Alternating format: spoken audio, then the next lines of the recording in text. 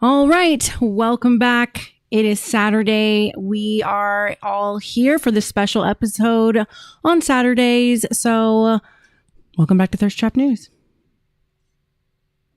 I'm not your gossip girl, I'm the headline. Truth with a curve, baby, redefine. Welcome to the thirst trap. All the truth looks good in a tight wrap. We talk love, power, soul, and sin. Turn the world on, let the light in. Yeah, the thirst trap news. You'll drink it up, it's the real you. Never try it, thirst bro knows. Where every headline's a revelation.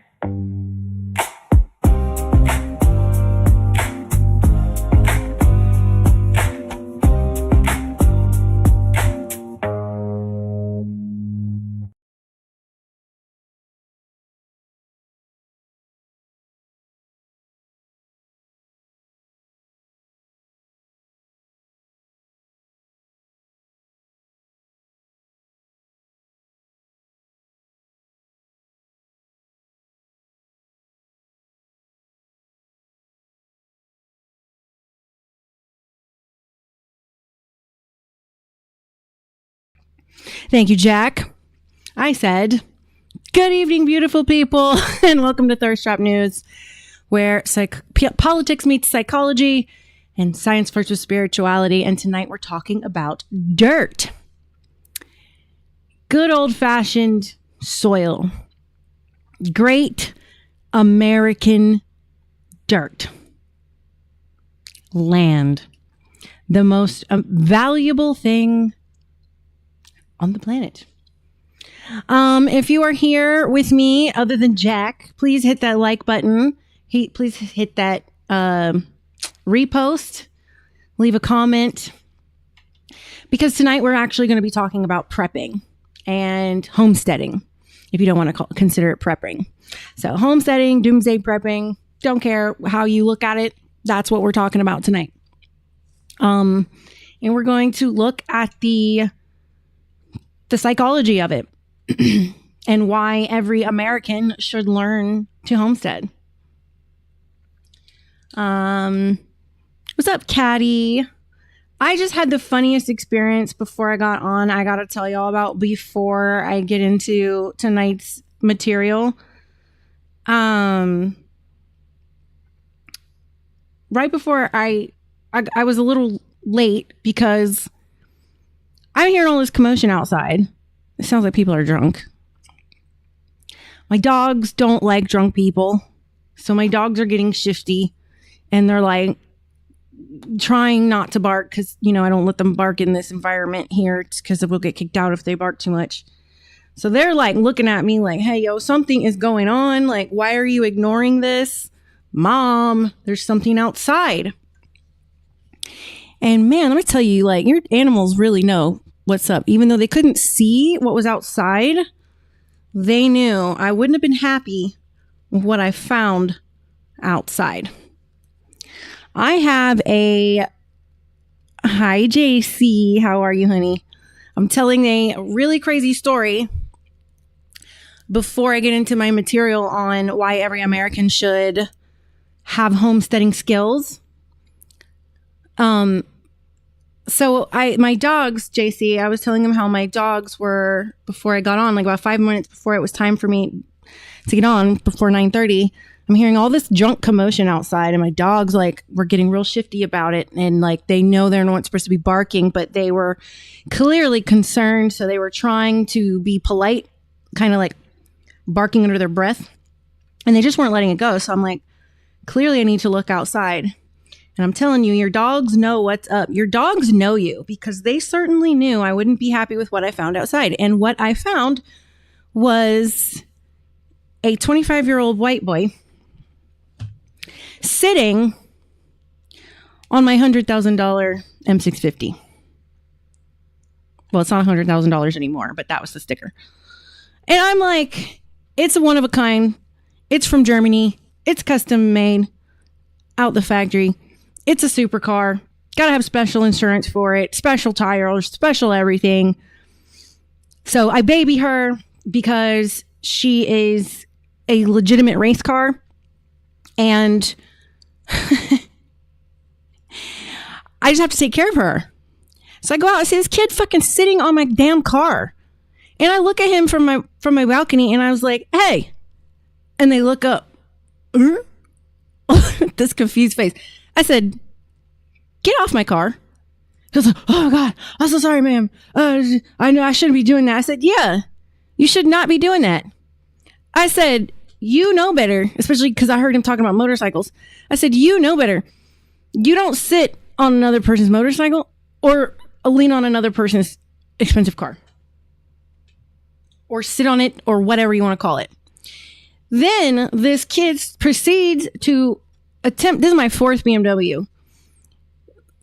I'm not really that bougie like that. It's just I come from a background in racing and I had to sell my motorcycle. And so this was the kind of the compromise between me and my husband to not to buy another motorcycle. He got me a soft top convertible M650 and it satisfies my urges, right? But this kid proceed to mansplain to me about my car. And I said, first of all, you don't know what car you're talking about because my car is debadged. I took all the badges off. I took all the chrome off and she's totally blacked out. And it's a total sleeper. So if you know, you know. And other people have tried to buy this car off me cash, just out in the street. If people know what it is, usually it's an older man that has another really, really expensive car that knows exactly what it is. And so I'm sitting here like, excuse me, stop. Don't proceed to explain my car to me. You don't know what you're sitting on or what you're touching. In fact, you should pay me to touch that. So then he laughed and he's talking about his wild racing days. And I said, I want to give you a piece of advice. I said, I'm 41. Life is short. Do not waste it on running around, speeding, getting your cars impounded, getting arrested. You already said you're on federal probation. Stop it. I said, if you've got a need for speed like I do, go to a place where you're allowed to speed. There are places for racing. Go do that and get your thrills out that way. And also, you're too young to be wilding out like that. I get it, but you don't have enough experience on the road to be driving like that.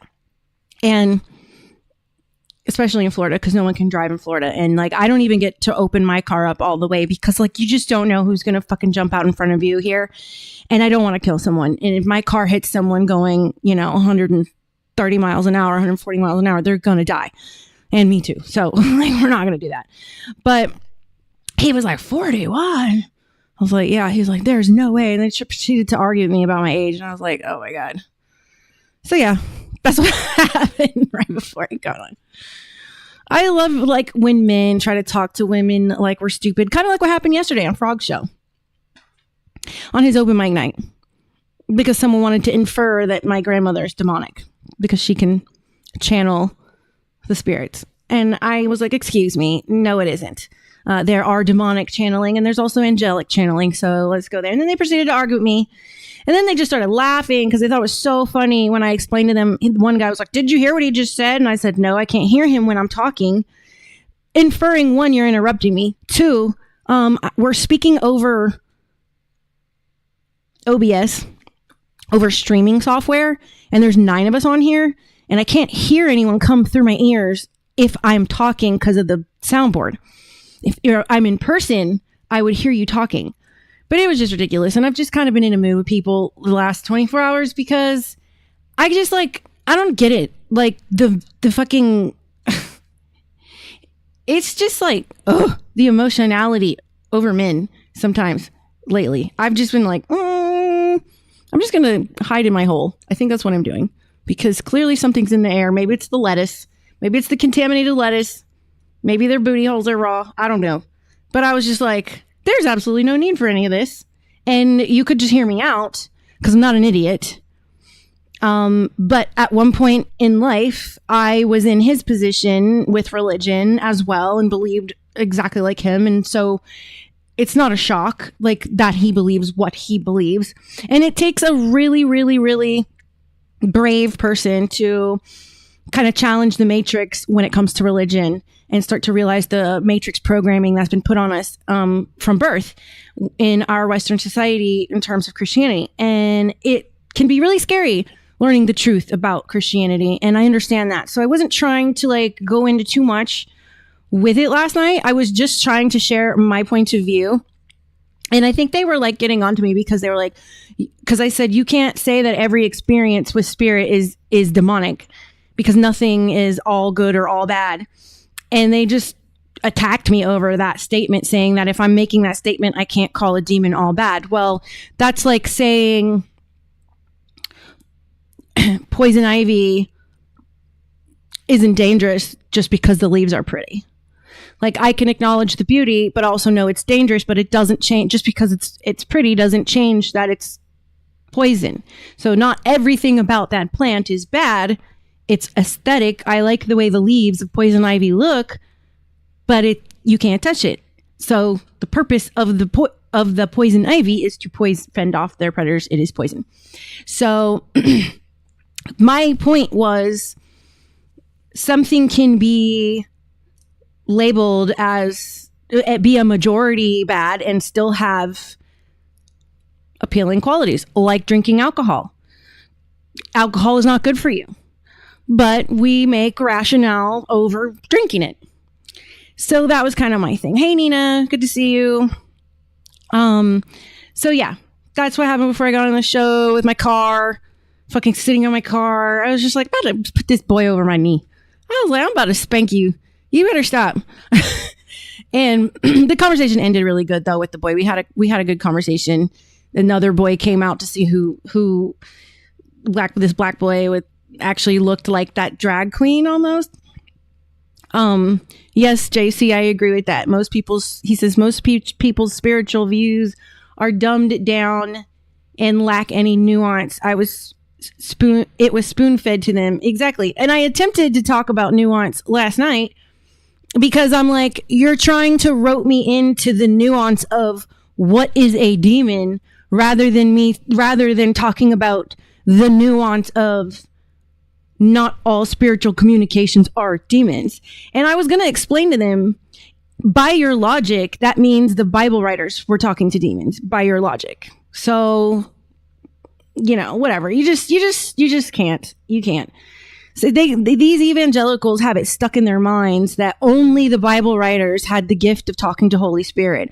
It's like, how is that possible? If there was one, there are many. We just didn't, you know what I'm saying? And also, Jesus didn't write the Bible. It's all third person account.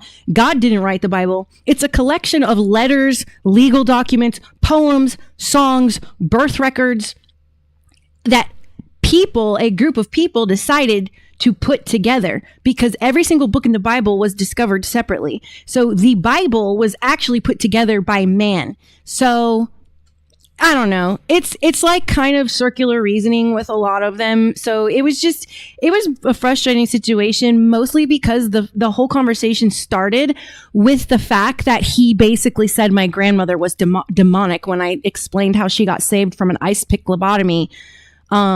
She could talk to angels, demons, people who died. My grandmother was a very beautiful woman who was very blessed spiritually and was very close to God, very, very close to God. That's all she ever talked about, was remaining close to God.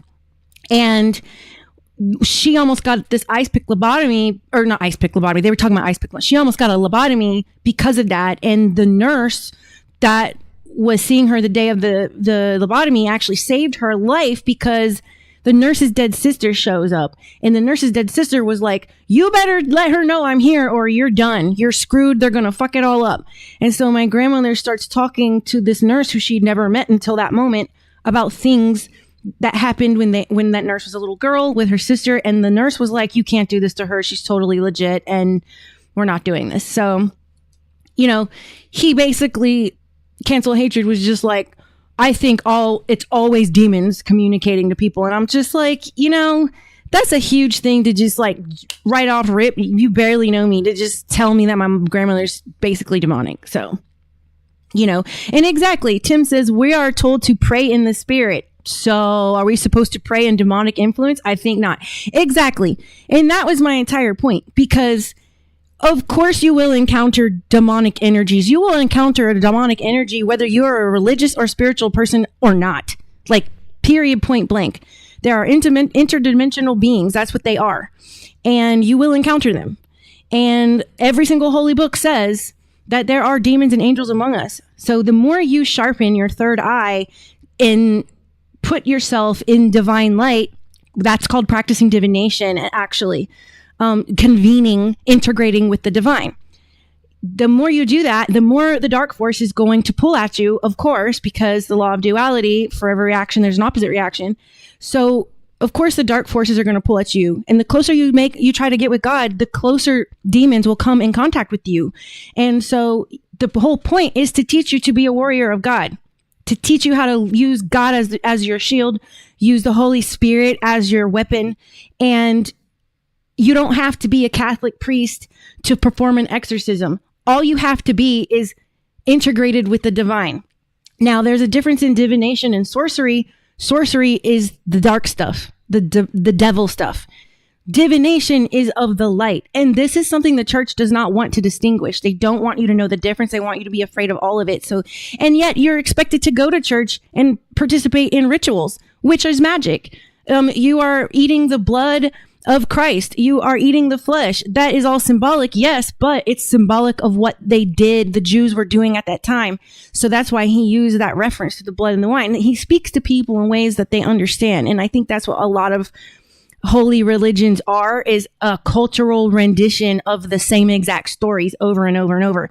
So I don't take the Bible or any man-written book as like hard fact that God wrote it, because the only place that says that God wrote the Bible is the Bible, and that's circular reasoning. So you just have to understand that this is a collection of tax documents, letters, songs, poems, and birth records that men came together and put together for the purpose of starting the Catholic Church, which all other religions branched off of.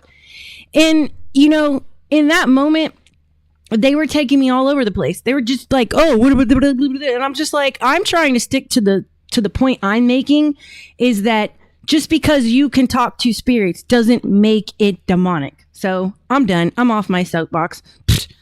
Good to see Nina in the chat. Good to see Q's here now. Okay, now that I got a full flock, let's go ahead and start talking about why I brought you guys here today. So welcome to Thirst Trap News after my fucking rant about my day. I had a great day today. I really had such a great day. I got to spend it looking at this really beautiful billowy clouds all day and having conversations. So that was nice. With my friends. But anyway, tonight I told you this is normally a show where politics meets psychology and science flirts with spirituality. But tonight we're talking about dirt. Seriously, dirt. Somewhere along the way, America became a country where millions of people now know how to edit a TikTok, but they couldn't keep themselves alive for 2 weeks if the local Walmart fucking closed. Think about that. Most Americans can reset their iPhone, build a whole entire app, but not reset a circuit breaker. They can order sushi in 30 seconds, but they couldn't grow a tomato if their life depended on it. And I have not pity, but this compassion to share the values of homesteading. Because many people can tell you, the entire Kardashian family tree, but they don't know where to plant a potato. And I'm not trying to be insulting anybody here. Like, that's not my intent. But it's a result of conditioning on society. Q said, are you saying that God didn't scribe words into the Bible? Blasphemous. Oh, how dare I? Men wrote the Bible. Oh, am I speaking blasphemy? And then JC says, the closer you try to get to God and the more you try to live virtuously, the more dark forces will attack you. Absolutely. But it's your struggle to try and overcome it. Absolutely. Because that is the cost of the 3D realm. That's the point. The third dimension, our physical universe that we are in, is Earth is hell. It is the school. Earth actually, the Hebrew word Sheol means to cover over with dirt. So that's a grave. That's Earth. And you're supposed to ascend from the third dimension up. And yes, the more you try to ascend up and integrate with divine, the more the law of duality, or what the Gnostics called the demiurge, will try to pull you into the lower dimensions, the third and below. So, yeah, fair point. And then Q says, you are a virtuous soul. Are you talking to me or JC? I don't know if you're talking to me. But JC seems to be a virtuous soul too. Q, I don't know. Sometimes I'm confused. I need context when it comes to text sometimes. All right. But anyway, back to what I was saying about conditioning. Like, these skills that humans have now are all tech dependent and not nature or earth dependent. And we're born of the Mother Earth. So as someone with a psychology background, I've become fascinated with what happens to the human mind when we outsource like every single survival skill we've evolved to perform ourselves to the elites. Because for 300,000 years, humans did not survive because Amazon Prime delivered dinner. We survived because we understood the land and we were very connected to the mother. So we were connected to the seasons, the animals, the weather. We understood food preservation, construction, like regular people in a village understood construction, all these different tasks, because it really took a community. We understood the ways of the water. We understood what community means. Then in about 100 years, we've traded competence for convenience. And we wonder why we're all fat. No offense to anybody who's fat. Like, seriously, like, it's just, I can get fat, not even binge eating because of the American diet. It's just fucking full of sugar. I can get belly fat and cheek fat. Like, I'll get, all those areas. So I have to watch it. So I'm not trying to like fat shame anybody, but it's a fact. We are a convenience-based society, and it has created a sedentary attitude and really no love for our bodies. So don't misunderstand me. I'm not suggesting that everyone disappear into the woods wearing overalls and like churning butter or anything. And if you want to, I support that. But I'm suggesting something that's much deeper, truly, because homesteading isn't really just about farming. Okay. Oh, he was talking about JC, but you are too. Thank you. Didn't mean to fish there. I totally was not doing that. Jack says, fat. I haven't seen that spelling Jack in so long. We all read. We all. I feel like between the ages of 40 and 45, I'm going to be declaring how we're old. And I think it's going to take me 5 years to get used to that. JC says, getting into the homesteading rabbit hole is what red pilled me more than anything else. Very good. Love to hear that. The modern world wants to keep you ignorant and addicted to convenience and comfort. Yes, Nina. I mean, we as Americans. Q said, I'm fat and you're fat shaming. Now I might decide to hate myself, but probably not. Listen, if you decide to hate yourself because I said that, I don't know. I'll have to call your mom or something. And JC says they've erased the old ways of self-sufficiency so they can keep selling you more cheap junk. Yeah. But anyway, like I was saying, homesteading is not just about farming, because it's really about reclaiming your nervous system, because it's reclaiming something that your nervous system remembers, even if your conscious mind has forgotten it. And that's our symbiotic relationship to the earth. So tonight we're going to explore why learning to produce even even just a small part of your own food could actually make you psychologically healthier. And the real issue in the world really isn't about politics. It's not even religion. It's the one thing that mental health is viewed as weakness. And it's really the key to 90% of life, because the body follows the mind. So if you have a negative mind, you'll have a sick body. So mental health is actually incredibly important. And there are ways, I know a lot of men are like, I won't go to therapy. The way therapy for men is working the land, being a husband to the land. That is your therapy. So tonight we're going, and women too. I mean, I'm a complete like forest fairy. So, you know, who am I kidding? But tonight we're going to explore why learning to produce even a small part of your own food can make you feel like you have more purpose and psychologically healthy. So we're going to talk about why every American should know the basics of self-sufficiency and how to prepare before buying that piece of land, and why I believe homesteading might become one of the most important life skills of the 21st century.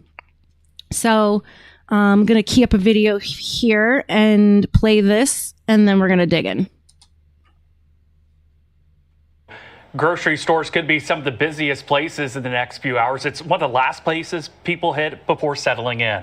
But some shelves are now completely empty. Meredith Haas reports. The wintry mess is approaching, but another has already made its way to San Antonio stores. 5 months ago. Prepping in the hill country, Leslie Anderson came down from Kerrville to grab some items at This Costco. is panic shopping. Which we weren't going Okay, to, but we're praying that's what I'm showing you before we User start. video sent See in to them Ken empty Fox, shelves? showing us inside This is H-E-Bs what in across San psychology Antonio. Aisles cleared we call out as panic people wait shopping. in long lines for their goods. Some saying Y'all, they're my waiting earpiece is almost just half fucking an garbage. hour. Yeah, a lot of the meat products are out. I need a Produce, good quality waters, earpiece. Toilet paper, just items that you wouldn't even think would be out of stock or out of stock. At Costco, a parking lot packed. Inside, cases of water gone, with only a few of the I more agree, expensive brands JC. left. I think that we were meant to be hunter-gatherers our whole entire existence. I don't think what we have now is meant to be the way we live. Literally, we're like zoo animals right now. We live in little squares, houses that are squares. Our homes used to be round, and teepees, yurts, huts, and everyone would be facing each other because the home is round. So you're super integrated. Now we're in boxes. We have our entertainment. You know, it's like Nina says all the time, bread and circuses. Give them their entertainment and give them their cake and alcohol and gambling. You know, give them their gladiator sports, football, blah, blah, blah. Yeah, igloos too. And now we're literally kept in cages, like domesticated. We're us goyams. The cattle is put in fences. We were not meant for this shit. So let's get into the psychology of dependence, because I think that's kind of a really good starting point. Something fascinating that I want to kind of talk about is something that psychologists call the self-determination theory. And it basically says that human beings will flourish when three psychological needs are met. And that would be autonomy, competence, and connection.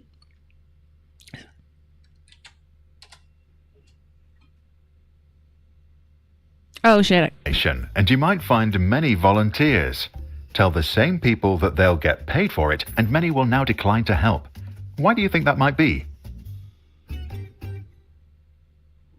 Self-determination theory argues that we do what we do because we are motivated by three basic needs that drive our behavior more than anything else. First comes autonomy. We desire to have the freedom of making our own choices and not be forced to do something we don't want. Second is competence. We want to feel that we have the skills required to do the work ourselves and not be confronted with tasks that we don't understand. Third is connection. We want to experience a sense of belonging, of being needed, and not feel useless or like an outsider.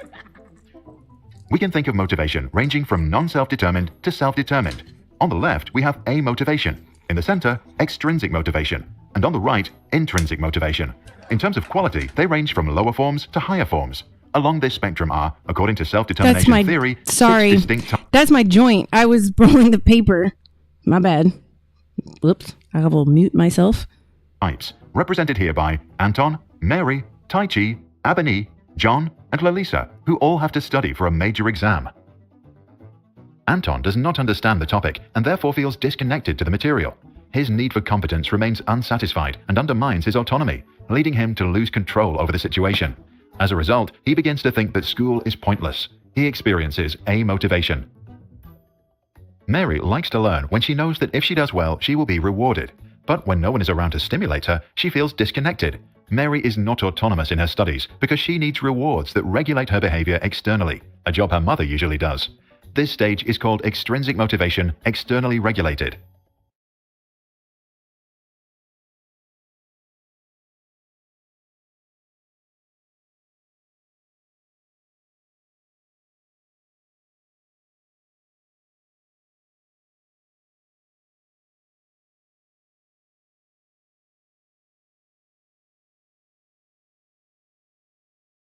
Shit, I forgot to hit the mute button. My bad. Thanks, Q.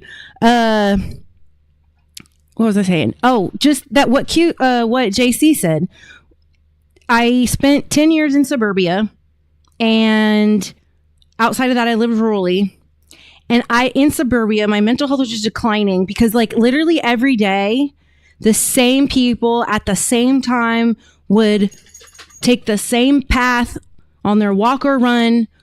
They all had the same dog. They all had the same shoes. They all had the same jogging clothes. They all had the same water bottles, everything. And I'm like, this is the fucking Truman Show. And it's just, you felt the lack of real humans around you. Nina says, my spirit cries if I have to be anywhere near stacked houses.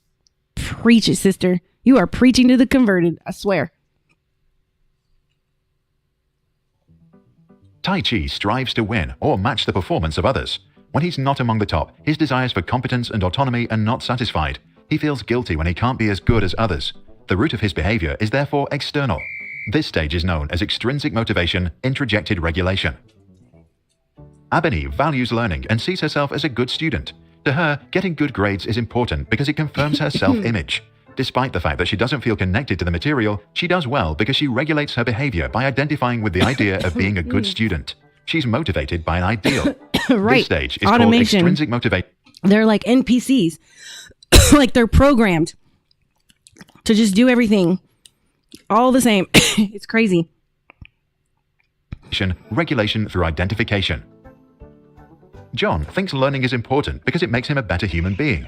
To develop his intellect and become the best version of himself, he tries to understand things, even if they are boring. He feels connected and competent. But since his behavior is regulated by the desire to live up to an idea, he is still not fully autonomous.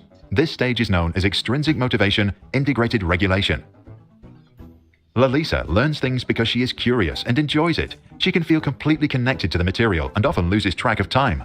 Studying gives her a deep sense of satisfaction. She experiences complete autonomy and as a result of her intrinsic interests, develops the highest forms of competence. Now we speak of intrinsic motivation. Regardless of where we are along the spectrum, we all have complex human minds with changing interests and conflicting desires. Doing one thing, we may feel fully motivated, autonomous, competent, and connected. But then, the next day, life gets in the way and robs us of our 3 basic needs. Right. We feel nothing but amotivation. To regain your self-determination, you might want to take a break, seek a change in environment, or connect with other people. Self-determination theory was developed by the 2 American psychologists Richard Ryan and Edward Deci in the 1970s. More recent research points to some cultural differences. Many American students seem to learn to outcompete others. When Chinese study hard, it's often because they feel guilty if they do not meet expectations. On the interplay between extrinsic and intrinsic motivation, DC said, sure, money motivates, but that's not the point. The point is that while money is motivating people, it is also undermining their intrinsic motivation. So what do you think about the model? Do you agree or disagree with the theory? Undermining their intrinsic motivation. So guess what homesteading naturally provides? All 3. Autonomy, competence, and connection. Research has found that, hold on, let me move this over. It's wanting me to verify I'm not a robot. Hold on. I'm pulling up an article for you guys and now it's just totally fucking with my flow. Totally fucking with my flow. Don't like it. No, I don't want to accept any cookies. Damn it. But research has found that interacting with nature increases well-being in part because it strengthens feelings of autonomy, competence, but mostly meaning. Gardening and nature-based activities are very consistently associated with improved natural well-being. So like, what is autonomy? What's wrong with my browser? Why is it all crooked like that? Hold on. What the hell? Let me fix this. I don't like that. Okay, I can't get that fixed. So you know what? I'm going to use my YouTube screen. There you go. So anyway, what is autonomy? I can provide. What's competence? I know how. What's connection? I belong. Modern life basically does almost the exact opposite, to be quite honest. We depend on literally thousands of strangers for every meal. Have you ever really thought about how many people it takes to get you all the parts you need for your meal, your one meal? All the logistics involved. We rely on thousands of strangers for our electricity, for our water, for our medicine, our transportation, our communication. Every year we become more specialized and less capable. I would say psychologically, that creates anxiety. And we wonder why anti-anxiety and antidepressants are at an all-time high. It's at an all-time high. I mean, it's never been higher.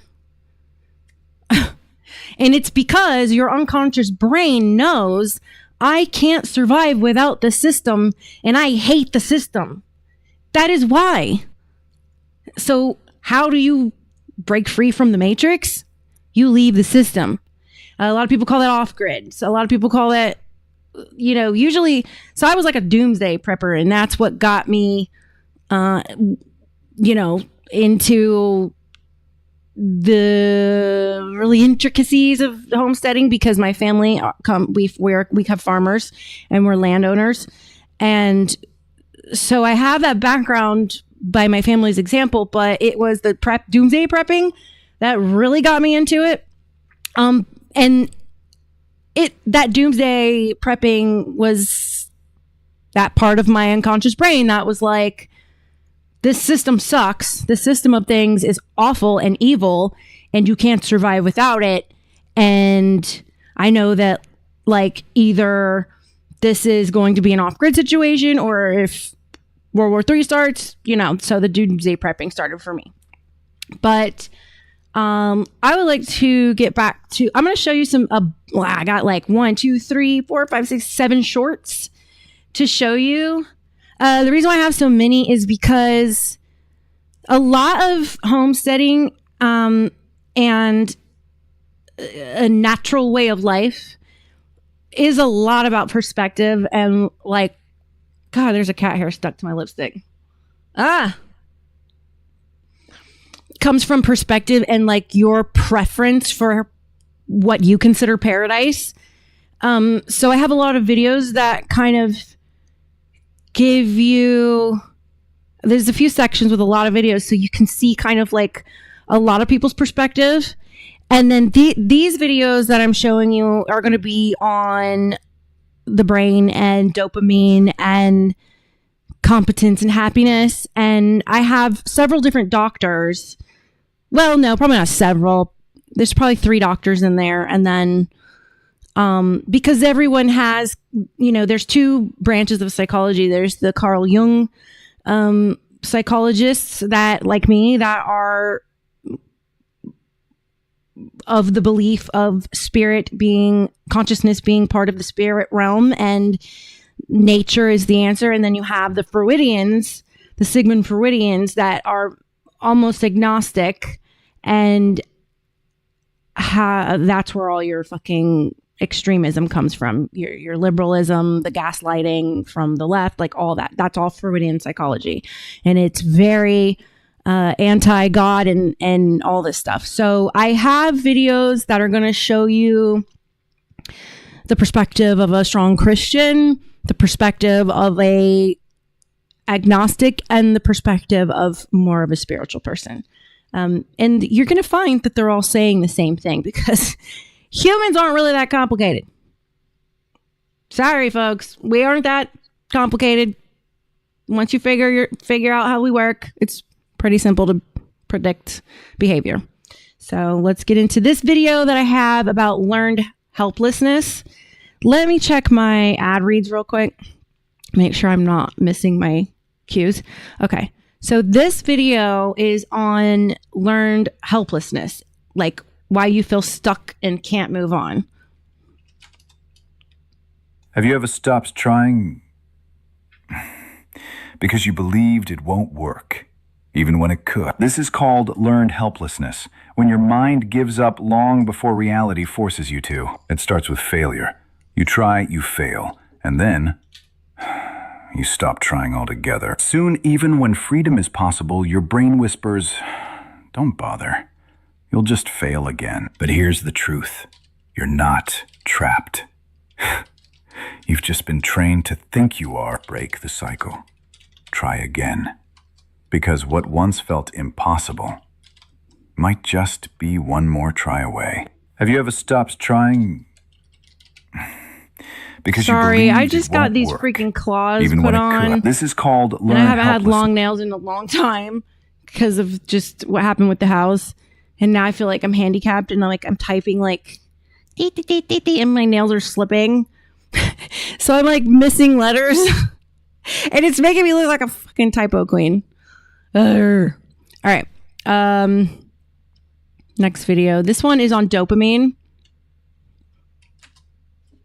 This is dopamine, a fun molecule that you've probably heard of. Now, people always talk about wanting hits of dopamine, but that's not actually how it works. So dopamine is a molecule that motivates us to get things or to avoid things. But we all have a baseline level which travels around our body in our nervous system all the time. So when you achieve something or satisfy a desire, like eat chocolate or have sex or get 100 likes on Instagram, you experience a peak in dopamine, which feels good. But afterwards, you can then experience a temporary dip below the previous baseline, which is why sometimes after achieving something you really wanted, you actually feel a little bit worse. And you also have a readily releasable pool of dopamine, which your body taps into to create these peaks. But if you try and get these peaks too often, like going on Instagram too frequently, then the pool of dopamine doesn't have time to refill. So the peaks aren't as high as they were before, and Instagram no longer makes you feel as good. But the good news is that you can consciously improve your dopamine levels over time by not fixating on rewards and outcomes, but on trying to actually enjoy the process. This is dopamine, a fun molecule. Yeah, girl, the damn nails. She said, haha, I was wondering how the fuck them nails were gonna work with typing and wiping. Wiping's easy. You just wrap the toilet paper around if it's really a problem.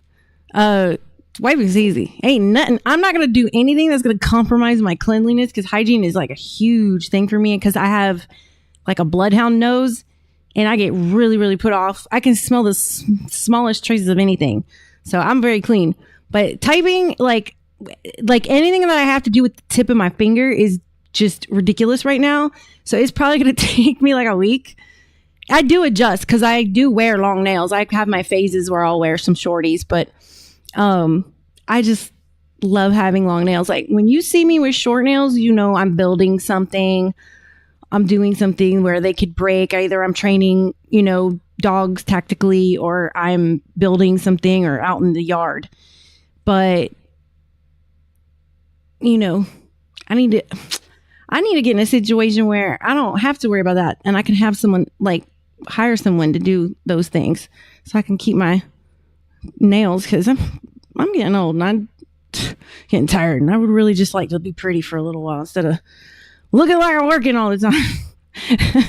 Here I am talking about homesteading and wanting to have nails.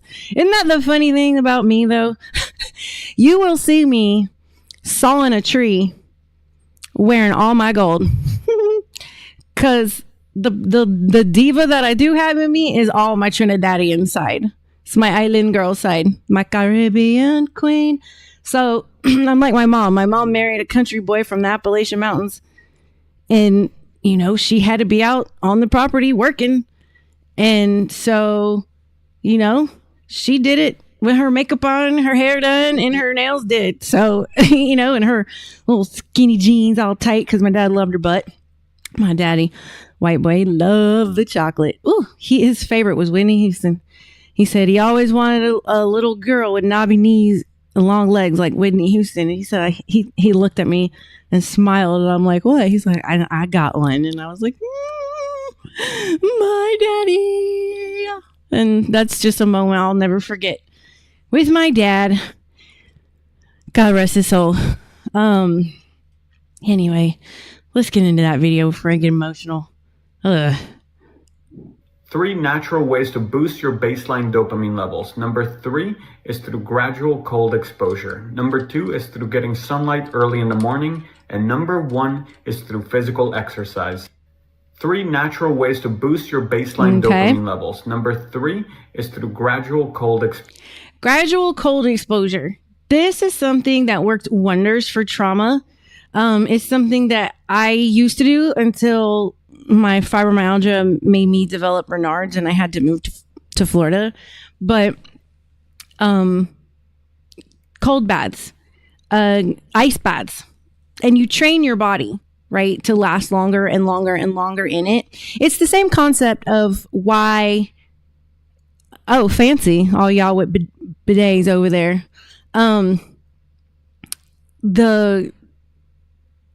It's the same like with cutting. It's the same reason why people will cut or get tattoos and go through that pain.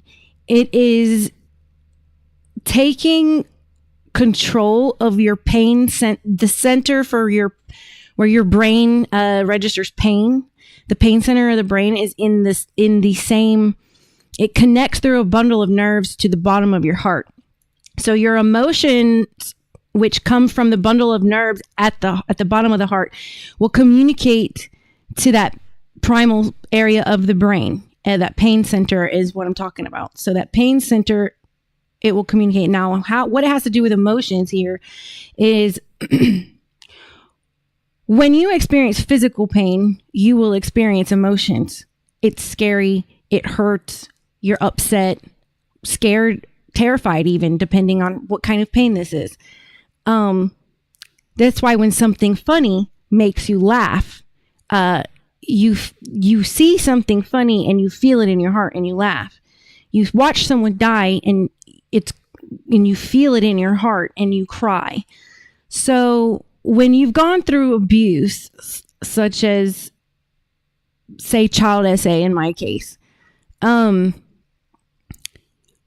or physical abuse, you grow and live with this emotional pain that just is always there. And it's there so long, you can't even remember why it's there. It's just there.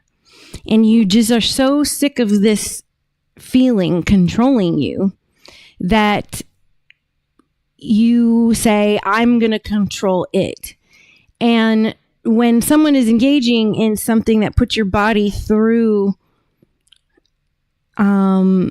a chosen discomfort or uncomfortable experience, what you're doing is you are now taking ownership of what is happening in your mind. So separate the brain from your mind. Your brain is registering, this is cold, this hurts, or this burns, run, drop it, leave.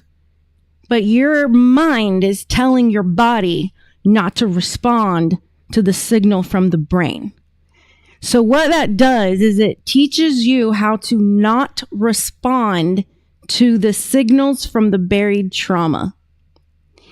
And it's a very meditative experience. Y'all saw how much tattooing I have on my subscriber shows. Every single tattoo on me is not because it looks pretty or I just did it. I was going through something and it's telling a story, and where they're located is significant to the story. And it's been kind of fun watching the story melt together on my body. And this story of me is going to be buried with me in my grave. This art, this book, this graphic novel, if you will, is so poetically never going to be lost because it's going to be on me. I am a canvas. It's me. So I put myself through this pain because I'm telling you, people see all the tattoos and they automatically think I'm some kind of badass because, everyone knows it hurts. But I'm telling you, the one on my sternum was the worst.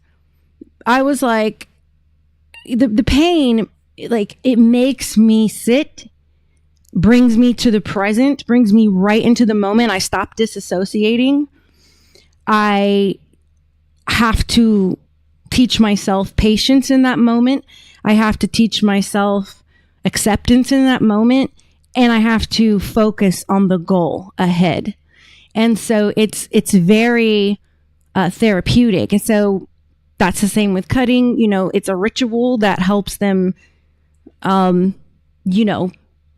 control what their mind is doing.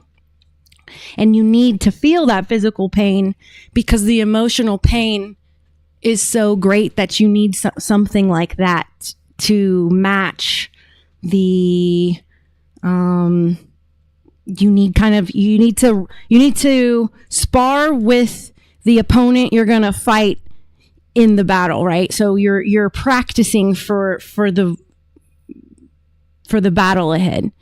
So I should have put my rant gif up, but I forgot I had it. But my rant is over. I'm going to play this next video for you. Oh, I got to play the rest of this. I was going to say some points on exposure. Number 2 is through getting sunlight early in the morning. Sunlight early in the morning. So the sun is okay. All religion is sun worship. The sun is the father in all religions. The male side of God. In all religions, there's a female archetype. In Christianity, it's Saint Mary or Mother Mary. In the rest but Mother Mary actually represents Mother Earth. And that's the same story across all religions. So when you are first thing in the morning, drink a glass of water, and then you go outside. It's really important at sunrise. It's really hard for me because I'm a nocturnal creature to get there at sunrise unless I stay up all night. Then I can do it. But so when you get that dose of ultraviolet light, it levels your serotonin chemicals much quicker because that sun coming up over the east horizon has a blue light. Okay, so blue triggers less serotonin in your body. It causes that hormone, that gland, when your eye, which is part of your brain, your eye is literal brain tissue. When your eye has blue light hit it, it triggers the organ that produces serotonin to stop. So you have wakefulness. At sunset on the west side, there's a filter in the air that causes orange light. That triggers more serotonin. So that way you get sleepy and your circadian rhythm stays in tune with Earth's cycle. So you sleep at night and stay protected from nocturnal predators, et cetera, et cetera, et cetera. But the sunlight will wake you up much quicker, get you in sync with the Earth's movement much quicker. And also you get it's like getting a shot. Some people get shots of vitamin B. It's like getting a shot of vitamin D at the beginning of the day before you go and expose yourself to the public and their germs. So it's really important to do that. And then he brings up point number 1. Number 1 is through physical exercise. Physical exercise. I have rage problems. So physical exercise is really good for me because 1, it gets my blood pumping. It allows my body to do similar movements that I would if I was in the ring doing MMA.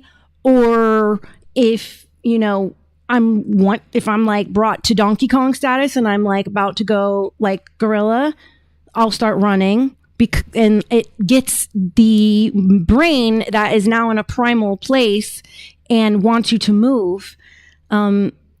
It focuses that energy, helps process that through. Also, it activates the endocrine system, your renal system, gets the filters going, and helps cleanse the blood. So, yep, it. Can't take it out of me, Q. I just got that gorilla in me. That's what they say. I'm proud of it, though. Don't mind. I don't mind. I'm a Caribbean queen. I don't care if I got some, a little bit of a little spice in me. I don't care. All right. Let's look at which one? This next one. So how do you know if you have low dopamine? If you're tired, if you're sad, if you're unmotivated. A lot of people go, oh, I'm depressed, I need serotonin. That's only true if you're worried, rigid, and flexible. If things don't go your way, you get upset. If you have brain fog and you're sad and you have low energy and you can't think, that could be a dopamine deficit. So how do you know if you have low dopamine? If you're tired, if you're sad, if you're yeah. Put that down night mode on your phone. You're supposed to have that shit. Yes, it turns your screen yellowish, which means I get real yellow on the screen. But it helps keep you from, staying up too late because of that damn blue light. I have blue light glasses that I wear sometimes just so I don't fatigue my eyes out, because that's what it will do. It will keep your eyelids. Blue light actually opens your eyelids more because your iris has to expand. So your eyelids do actually open up more and you will get eye fatigue looking at too much blue light. All right, now let's get into a little Jordan Peterson. Did I let that video finish playing? Unmotivated. A lot of people go, oh, I'm depressed, I need serotonin. That's only true if you're worried, rigid, and flexible. If things don't go your way, you get upset. If you have brain fog and you're sad and you have low energy and you can't think, the first one was me. Could be a dopamine deficit. And then you will start to seek out dopamine because it's a survival behavior that it can be unconscious, and this is where addiction, the root of addiction forms, is the survival instinct to seek out chronic low dopamine. The purpose of your life is not going to be happiness. Sometimes it is. Sometimes that will come, but there will be difficult periods in your life, and happiness won't suffice then. But what you can have in your life is an adventure. You can have an adventure. And the truth is the best adventure. There's no doubt about that. And there's a couple of reasons for that. One is you don't know what's going to happen if you say what you think. Now, I don't mean incautiously, and I don't mean provocatively or any more than necessary. You don't know what's going to happen. So that's very adventurous. But also, if it's you and your voice, then it's your adventure. I love Jordan Peterson. Ugh. And if it isn't, like if you're crafting your speech or... I hate that he's scared of Israel. He's like not scared of anything but that. Disappointed me a lot because I really love him, but nobody's perfect. I mean, I think there's still a lot of waking up to do for people. If it's not Israel, it's spiritually. And I think that's the most urgent thing. And that's why I podcast almost every day, except for one day a week, because I can't be quiet about spiritual things. I have a mission, and sometimes that mission brings you to the point of attack. Like last night, nobody wanted to hear it because they're scared to let go of their biases because it keeps them comfortable, So manipulating in any way, or parroting, or abiding by the dictates of the crowd. We saw that last night. I don't know whose adventure you're having, but it's not yours. The purpose of your life... It isn't yours. The whole goal in life is to be spiritually free. That's real freedom. When you have a direct line speed dial to the Holy Spirit and you start seeing God move shit in your life because you are fully integrated, has nothing to do with worship. God does not want worship. He wants an intimate, the all consciousness, everything, wants an intimate relationship with you because you are how God experiences the 3D realm from a first person perspective, because you are part of God, just like anything else is. So you can hear the voice of God in your own body, and nobody should tell you that you can't. And you best hope you can detect a demon so you know when to protect yourself. That's how I feel about it. And that's what real freedom is. Wanting to know the truth, wanting to see what hides in the shadows. That way you are prepared to deal with what resides in the shadows, because the shadows are a fact of life. We experience them every day and every night. There are things that lurk in the dark, and there always will be. And ain't nobody coming to save us. It's just us that is going to save us. The one that they call the bad guy in the Bible was trying to tell us that the job is on you. You have to ascend as a group. You have to realize you are part of consciousness. God didn't want you to eat from the tree of knowledge. He didn't want you to know that.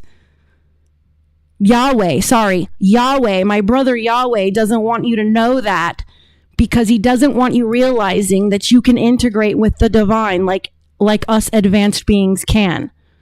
It's the whole point in the Bible.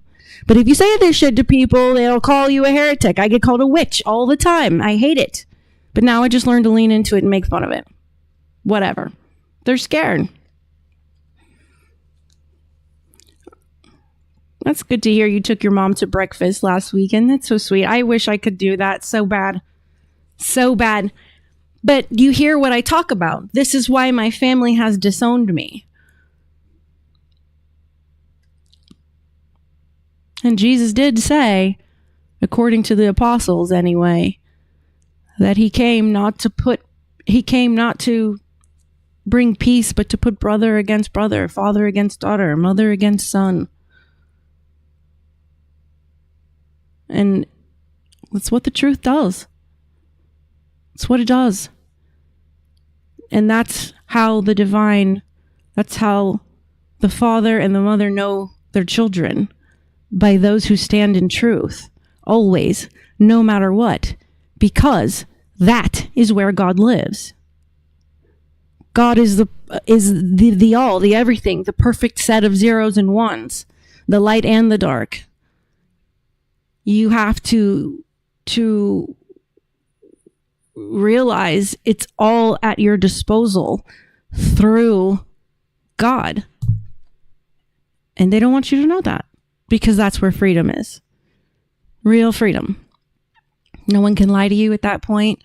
Every decision is a spiritual one. It makes life a lot easier. So that's the calling. That's the calling. All right, let's look at this next video. So it's absolutely crucial that you maintain a tenable position in a hierarchy, and not one of power, but one of competence. And at least even if you're not in a position that's tenable, you're moving upward towards one that's tenable, because that at least gives you hope. So it's absolutely crucial. Yeah, JC. Because truth exposes that family is... blood don't make family. Family is what's in here. And truth is what divides it. Because you're either God cannot contradict itself. It can't. It's impossible. Truth cannot contradict itself. It's impossible. Math cannot contradict itself. It's impossible. If it doesn't add up, there's something wrong in the formulation. If there's a contradiction, there's something wrong in the formulation. There's a lie. So truth will divide families, because people are selfish and they care more about just feeling good rather than accepting the truth. And my goddad sent me a message today. Sometimes he sends me these quotes. And he said, oh my God, I had to process it for a little while. And now I know why he sent it. It was for this very moment of me talking to you guys. He said, truth hurts, flattery destroys. And most people want flattery. Sometimes the truth hurts. But I want the truth. Because I want what's real. Because I give real. And if you don't want real, I just can't fuck with you. I can't fuck with you. You won't like me. I will make you uncomfortable. Not because I want to. It's just a natural consequence of being real. Thank you, Caddy. Really? I kind of liked it too. Today I was like, let me do something different and do like with the gray, I was like, let's do more of a pink. I'm so yellow, like I'm very limited in colors that look good on me. So yeah, thank you for noticing. It matches my logo. That's what I was going for, was matching my logo, you know. What was I going to say though? I don't know. I can blab for too much. So let's probably just... Oh, competence. This is an important part. I was supposed to tell you guys because it's part of the material. So what everybody goes... Nobody's just automatically competent, right? You have to fail a lot to be competent. You're not just... It's very rare someone's born with a talent, right? That's... A natural talent is not what we're talking about here. We're talking about competency. Everyone follows this journey on competency. And just remember this for the future because it will help you in life in so many areas, not just with work, but in your relationships and even with your art. In life, we start on one side of a bridge. And on that left side of that bridge, you have unconsciously incompetent. That's where we all are. As kids, as youth, we are unconsciously incompetent. Then once you become kind of aware of your incompetence, either by self-awareness or someone showing you, you then become consciously incompetent. Which is the second step and the second step in the whole scheme and the first step to becoming consciously competent. Because in between consciously incompetent and consciously incompetent and consciously competent, this can be a tongue tie. You have the mental work of reviewing your mistakes, reviewing your failures, tweaking, fine-tuning, and becoming a master, right? So you're kind of at the intermediate stage here. Then when you become a master, you are at the unconsciously competent stage. And what that means is your competence has now become so second nature that you don't even have to think about it. And that's the goal. So kind of just being aware of that like life bridge kind of helps speed things along, you know, kind of like a little life hack. But now that we've kind of gone over competence, let's go into what Jordan Peterson has to say about our responsibility as intelligent people. If you're smart, you better learn to be humble, and you better learn to be grateful for the fact that you've been gifted, and you better take that on as a serious responsibility, like a serious moral responsibility. Because if you don't, it will work against you. If you're super smart and your intellect is working against you, you are in serious trouble. If you're smart, you better learn to be humble, and you better learn to be grateful for the fact that you've been gifted, and you better take that on as a serious responsibility, like a serious moral responsibility. Because if you don't, it will work against you. If you're super smart and your intellect is working against you, you are in serious trouble. If you're smart. All right, and then the next video. We have a break on videos for a little bit. All right, so this brings me to my second segment. Why Americans need homesteading skills again. So let me make something really clear before we go any further. This isn't about any fear. This isn't about like being a doomsday prepper, although I love being a doomsday prepper. It's really not about that though. It isn't about hiding in a bunker either, I'll say, and waiting for civilization to collapse, because there's no sense in living with a constant worry. So this is about something much more practical. This is about psychological health, not just all those other political and economic reasons. This is about resilience. This is about recognizing where we actually are at as a country and realizing the reality, our trajectory. These skills may be necessary. So there is the political angle, but to be a healthy human being, you have to have a quality of resilience. People that I like to call victims versus survivors. A survivor is resilient. A victim is not. A victim is dead or severely damaged and is no longer functional. But a survivor is resilient, and that is a quality we got to protect, and we need to start building back, because history has a kind of a funny way of reminding us that certainty is often an illusion. Look at this YouTube comment. Folks, it says dumb redneck talking to herself on a stream. Nobody said racists were smart. I just found out right now I'm a dumb redneck, even though I'm yellow as shit. And I also just found out that I'm just, I don't know. I guess the point is I just found out I'm a racist, apparently. Whatever gave you that vibe? Was it my flag behind me? Was it this beauty that you see behind me? Is that why you think I'm a racist? Oh, I understand. You're being triggered. You're being triggered. Let me explain something to you real quick. I am not the one who has triggered you.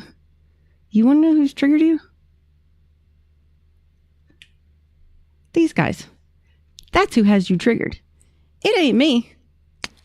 Race is a fucking fake thing anyway. It ain't. Race is not even a fucking real thing. That is a human construct. Fuck your bullshit and race, number one. Number two, since we quickly need a history lesson, this flag does not represent slavery or racism.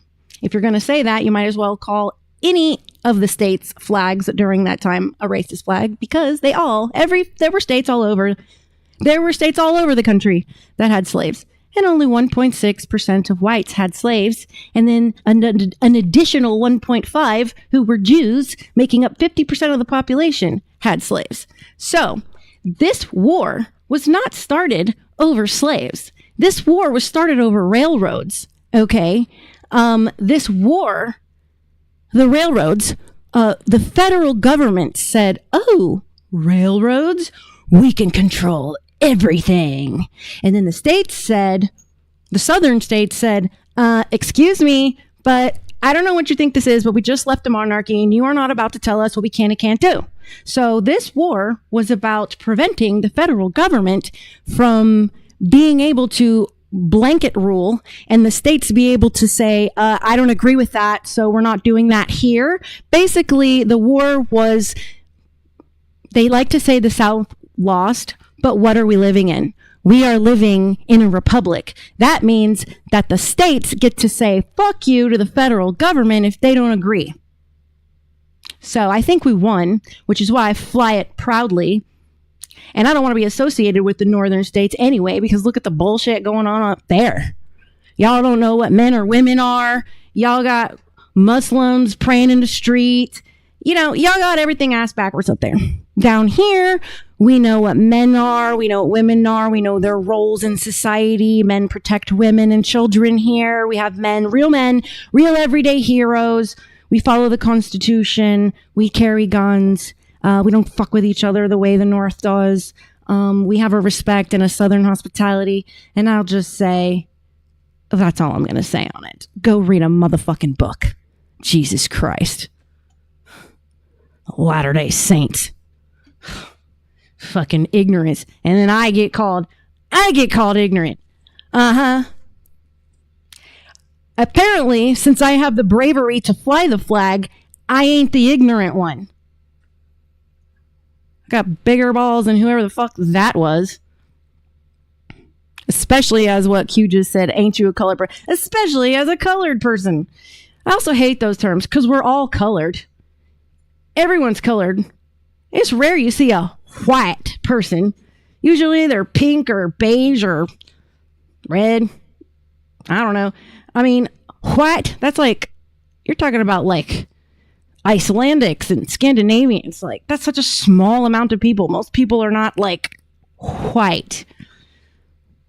So stupid.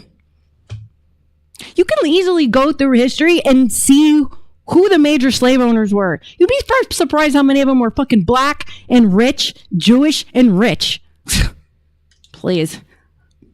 I don't hear people squawking in Ireland about how they were enslaved. It's like, shut up. Why is it? I bet you that person that sent that is a fucking white liberal saying that. It's never a fucking black person. Why is it? It is the white, spoiled, rotten liberals that think they're just so obsessed with race. They think everything's about race. All they think about is race, race, race. And they call me racist. That's all they fucking think about. They think everything's fucking racist. What's up, tyranny? To me, that's the racist ones. When you took Aunt Jemima, Land O'Lakes Indian away, and Uncle Ben, but you left the Quaker Oats guy trying to call that social justice, that looked real racist to me because the only guy left in the grocery store was the guy with the colonial clothes. And white. Make it make sense. That was racism disguised as social justice. So don't proceed to call me ignorant. Because I'll put you over my knee and spank your damn ass. You're so stupid. I hope you're still watching. I see you over there still watching. I wish you'd come over to Rumble, though, and be a little brave and get in the chat with the Rumble folks and say that shit to me. Come on over. We got a fun crowd. Come on over to Rumble where there's more people so you can pop off in there with the crowd. Why don't you come play with the big boys? How about that? But no, you're just sitting there quiet. Go ahead. I'm waiting. Anyway, fuck all that shit. Let's get back to my shit. My shit. Look at that freeze frame on Jordan Peterson. I don't know if I played... Did I play that?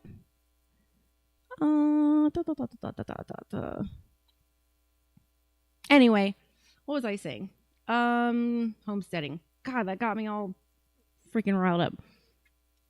Oh, yeah, I was saying this isn't about, like, doomsday stuff. I was saying that it's about resilience. History, have you not realized that history has, like, a really funny way of reminding us that certainty is often quite an illusion? Everything is real shifty. Certainty seems to be an illusion. So, why do I say that? Think about the last several years. How many life events happened that most people never imagined would happen in their lifetime? I mean, what a time it's been to be alive. We have seen a president attempted assassination not once, not twice, and then the other 2 times were probably fake. But 4 times. We saw Charlie Kirk get assassinated on live TV, and we haven't had something like that since JFK. We had a pandemic. We had riots in the streets over a seasoned, hardened criminal. Epstein exposing the elite ball-worshipping baby killer death cults running all of society. I mean, what a time to be alive. So, going back to the pandemic and how what a time to be alive pertains to homesteading, the global pandemic. We had supply chain disruptions all over the place. There was no wood, everything was back ordered. We had empty grocery stores, shelves, people panic buying. This was a report. First of all, give us the lay of the land. What do supply chain... This report, by the way, was 3 minutes and 33 seconds. But this was a report from back then. on what happened, just to refresh our memory. Things look like right now. First of all, thank you for having me. It's a pleasure to be here. The global supply chain right now is disrupted. We are seeing disruptions across the board, from the demand side all the way to people, labor shortages, as well as raw material shortages, all the way to the delivery side. Companies cannot deliver to customers because while they or their supply chain might be fine, their customers might not be. So it's a very tough time for supply chains, suppliers, companies, all together, and we are.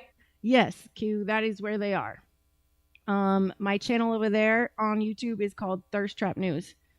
It's just one person over there, because I just started streaming from YouTube like a week ago, so there's not a huge crowd there. Most of my views there are from the pre-records, but now I stream live. Yeah, that's where they are. Thirst Trap News on YouTube. Go look at it. We are not seeing this top off yet, so there's still some more that we're expecting in the next few weeks and months. Are you seeing any differences in regional trends, whether it's China, where obviously they've been going through this for several months now, but sort of coming out of it, versus the U.S.? Oops, sorry, hold on. Definitely. In China, we see obviously the cases have tapered off, but largely that is because of the lockdowns that have been implemented. It's not as though the virus has been defeated. So it will be interesting over the next few weeks as China starts to resume operations, bring workers back into public places, to see how will we see a second wave of transmission there.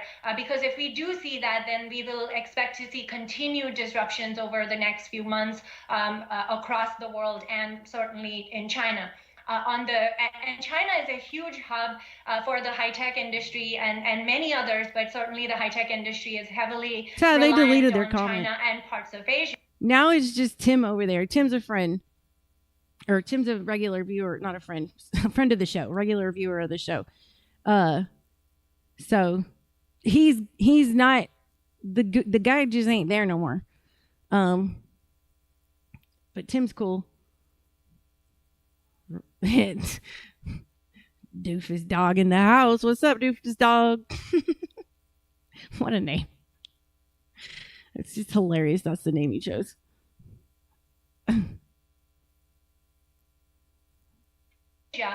But in Europe, for example, what we are very concerned about right now is life science pharma and the impact there. Not only are they consumers of the life science pharma and the drugs and products that come from there, for the surge in demand they are seeing from the patients that are admitted right now, but they are also huge exporters of key drugs that the United States needs. And so we're very concerned about the supply of essential drugs coming into the U.S. for the surge that we're expecting here.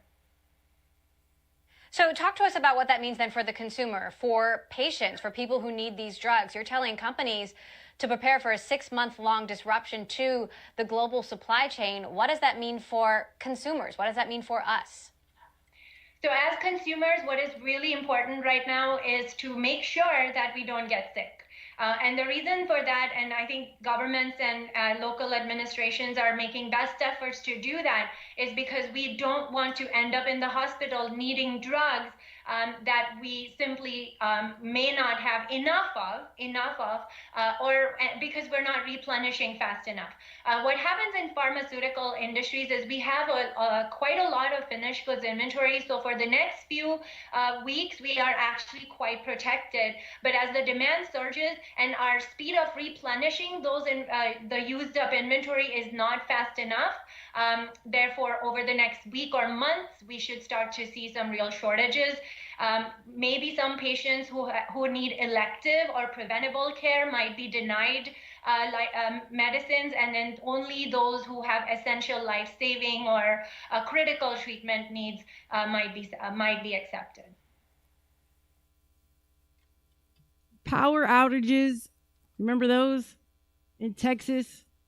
Power outages that lasted for days in some cases because of the storms. Remember Texas? That was crazy. We also had inflation that dramatically changed what families could afford. There's natural disasters that isolated entire towns. Remember Helene and what FEMA did to screw them over? You can't count on your government. This is why homesteading is important. Because they had something like that rolled through, and then the government, Biden's government, used it as a money grab, like every single Democrat administration has done to Puerto Rico in hurricanes. Just said, go fend for yourselves. And guess who came to the rescue during Helene? All the homesteaders and truckers around the country. I mean, they were having to bring food in on horseback to get around the road checks that FEMA had, confiscating supplies. It's evil is what it is. We are fighting evil. That is another reason to homestead. Jesus said, or the Apostle Paul said, separate yourselves from the world. Be no part of it.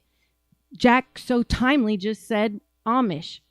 Just look at that. That comment came in right as I was referring to that culture lives exactly that way. Now, they take it a little far. They don't like electricity. I follow a guy who's who does homesteading videos. He's a Amish person, but he can't be caught. So he uses an AI person that looks Amish to do his videos and be real, but amazing material, this guy.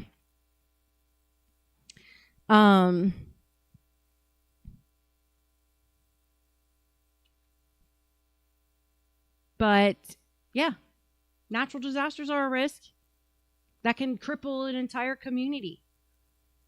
There's also cybersecurity concerns that raise questions about how vulnerable modern infrastructure can be. And none of those events required the end of a civilization or the end of the world.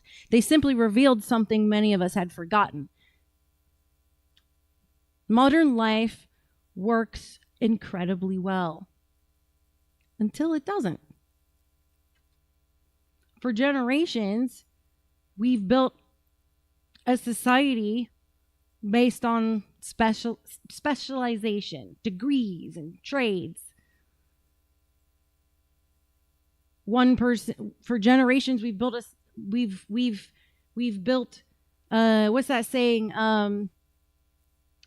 Hard times breeds hard men bring soft times bring weak men bring hard times.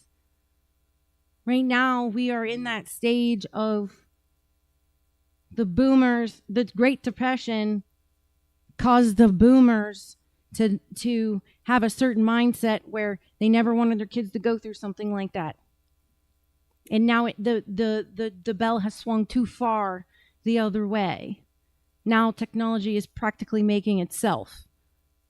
But for generations, before the technology boom, even before the Industrial Revolution, JC got, I can't even read that.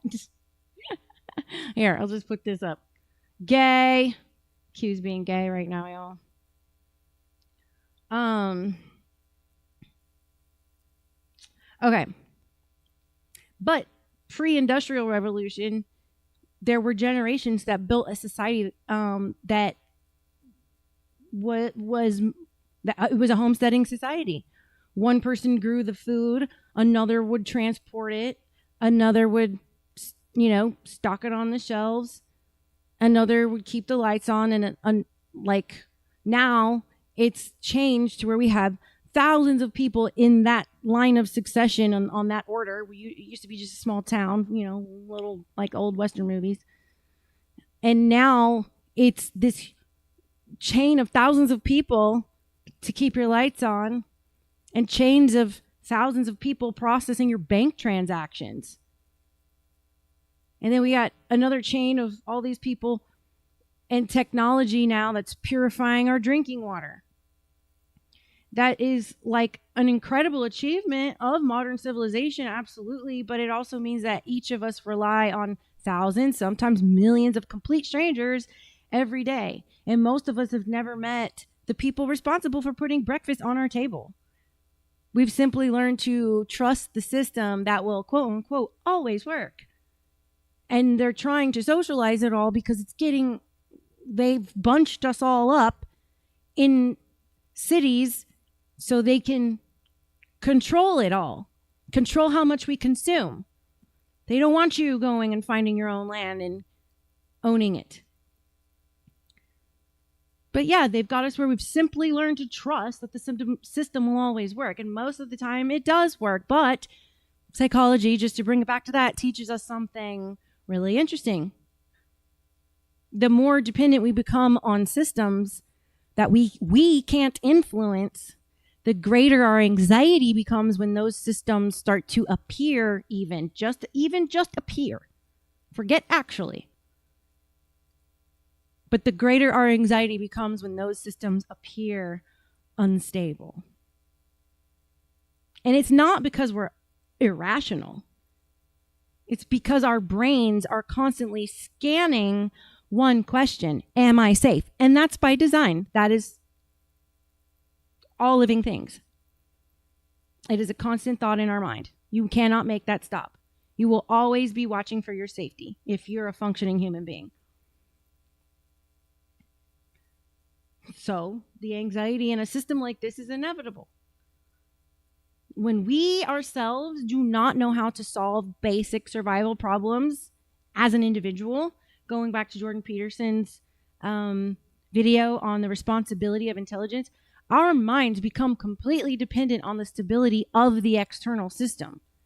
Not just our bodies, but our minds. Our minds have become completely dependent on external systems that involve thousands, sometimes millions of people. And that's a really heavy psychological burden. If you will, imagine two neighbors, okay? Both lose electricity after a hurricane. The first family has flashlights, bottled water, a small generator, a stocked pantry, and knows how to cook without electricity. The second family has none of those things. Same storm, completely different emotional experience for those two families. One family experiences inconvenience. The other family experiences panic. And the difference between the two families definitely isn't courage. I'm sure both families equally have it. What was the difference? Preparation. Psychologists sometimes distinguish between actual control and perceived control. Actual control is what you can truly influence. Part of recovery is learning what we can and cannot control. And I believe, having gone through recovery myself, everyone can afford to go through recovery because we have all suffered a brain injury, a traumatic, it's a brain injury, a trauma from this system. Everybody's family is dysfunctional. Everybody believes something wildly different than the other.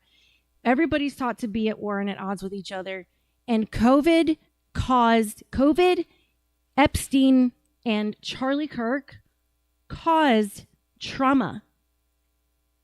And we need to realize what we can and cannot control. Perceived control is your belief that you have opinions when life becomes unpredictable. Options. I don't know why I said opinions. Perceived control is your belief that you have options when life becomes unpredictable. And that belief alone can significantly reduce stress. Learning practical skills expands both. When you know how to purify water, for example, or grow food, or repair basic equipment, or cook from scratch, or preserve a harvest, your brain begins to register something very profound. I have options. And options are psychologically powerful.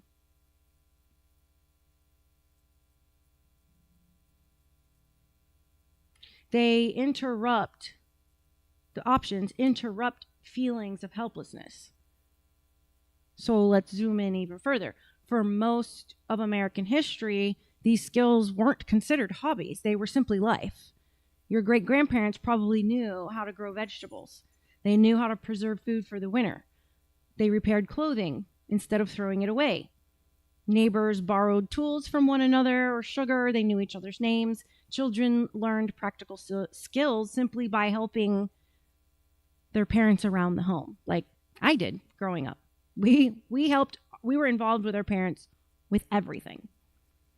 No one called it homesteading. They called it Tuesday. And somewhere along the way, however, convenience became our default setting. We've become experts at consuming. Many of us have lost the confidence that comes from producing. The value, the worth, feeling like you have a purpose. We consume entertainment. We consume food. We consume products. We consume services.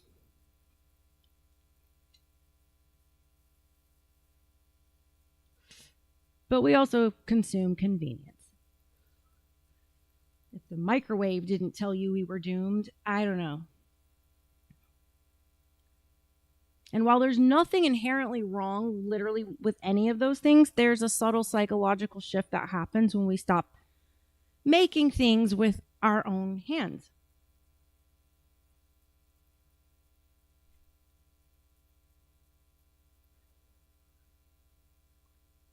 Because the fact is, creating builds confidence. The first thing you learn to do as a child is create. You learn to draw. You learn to dance, art, creativity. Producing builds your identity. Competence builds your resilience. And homesteading isn't about rejecting technology like the Amish. I love technology. You're watching this podcast because of technology. It's about making sure convenience doesn't replace capability. And because convenience is so wonderful, until it's unavailable. Think about learning to make bread. You probably won't stop buying bread at the grocery store entirely, but now you know that if you had to, you could feed your family just by learning how to bake it. Learning to garden doesn't mean you'll never visit a supermarket again, but it does mean that your survival isn't entirely dependent on a supermarket. Learning basic carpentry doesn't mean you'll never hire a contractor. It means that small problems around your home don't automatically become a crisis because you are capable. Thank you for the raid. Gravy Show has raided the stream. Welcome, raiders. Not sure how many of you are strolling through, but glad to have you. We are talking about homesteading and the psychological benefits of it and why it's important for every American to know. Every practical skill you learn for yourself is another thread in a safety net that you've woven for yourself. And here's the beautiful irony. The more capable you become, the less fearful you feel. And the anxiety starts to melt away. Not because the world as it in and of itself became safer, but it's because you became stronger. And that is the heart of homesteading. Not fear, it's freedom. It's not isolation, it's confidence. Not escaping society, but becoming someone who can contribute to it from a place of strength rather than a place of dependency. Because the strongest communities have literally never been made up of people who all know the same thing. They've been built by neighbors who each bring a different skill to the table. One knows carpentry, one knows gardening, one knows engines, one knows computers, one knows food, another one knows bees, whatever. Self-reliance doesn't eliminate the need for community. It actually strengthens community. If you are just coming in, please hit that like button, hit that repost. Please leave a comment, share out to everyone. Share it on your Facebook, share it on your Instagram, share it on your Discord, share it wherever you feel, wherever it can be shared. But maybe that's the lesson that we need to rediscover about community, not that we should all just do everything ourselves. They've done a good job isolating us already. But maybe it's that every American should know enough to take care of themselves and enough to help take care of someone else when life gets difficult. Because that is resilience. In uncertain times, resilience is one of the greatest forms of wealth you'll ever possess. Ah, shit. Reporter Jennifer DeLuey in Washington. Jennifer, thanks so much for joining us on this. This talks about the Texas power grid failure. Let's just get this out of the way right now. Here we are in the midst of this, one of the worst crises when it comes to energy in U.S. history. How did it happen? In a word, everything failed or performed lower than expected. So I guess that's a few words. But the reality is this was a complex problem, and it has a lot to do with an ill-prepared power grid and really shortfalls in traditional electricity sources. So we've heard a lot of finger pointing, or we've seen a lot of finger pointing toward wind in Texas, and that's been prompted because some wind turbines did freeze up during the cold snap and go offline. But ERCOT, the power regulator in the state, does not, or the grid operator does not count on a lot of wind in this season, in winter, and other power sources across the board were bedeviled as well. We saw frozen instruments that triggered shutdowns at gas and coal plants. Natural gas flows, of course, were pinched as well as froze shut, and then supplies were diverted to home heating. We even saw a nuclear plant in South Texas go offline because of icy water.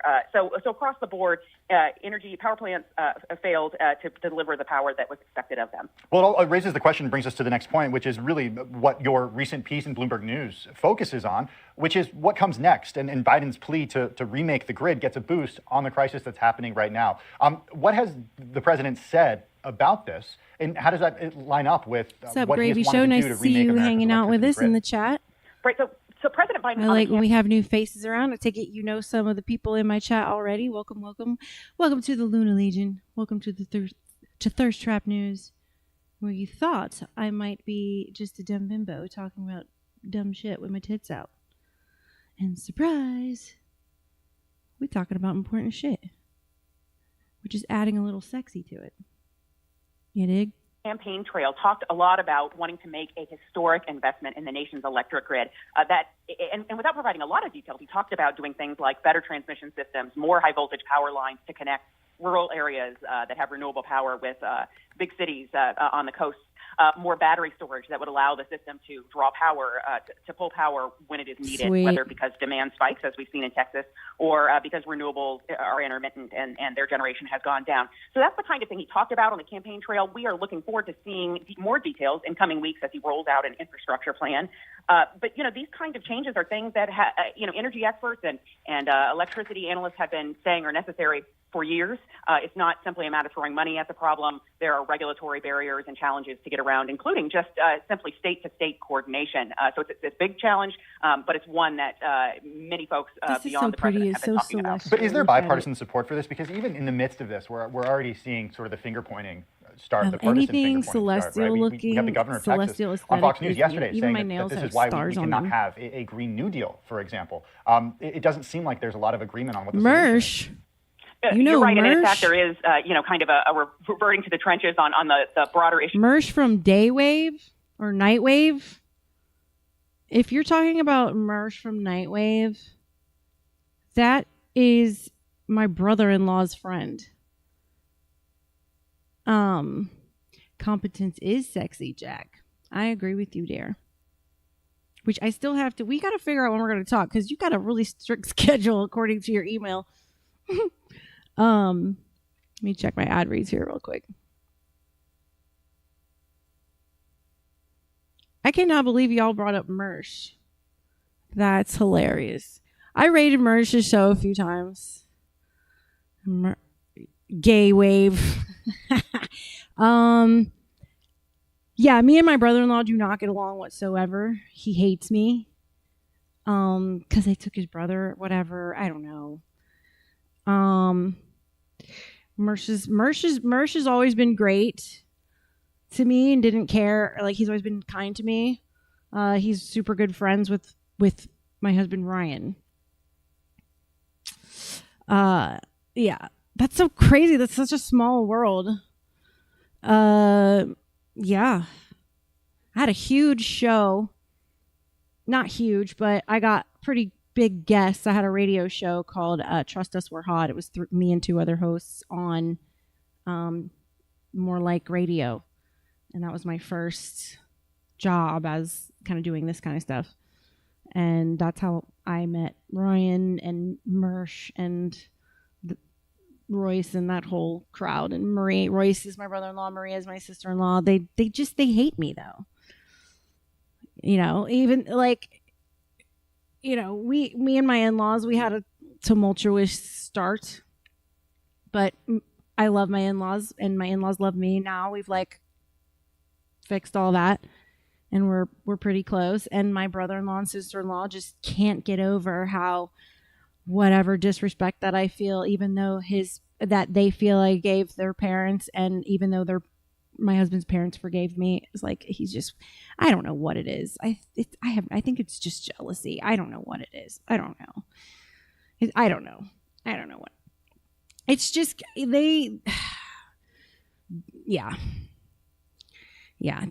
judged my relationship really hard until I found out they were doing the same bullshit. I was like, what the fuck? Oh, fuck you guys. I've tried to reach out to Marie many times. I've tried to reach out to Royce many times. They just have like, no.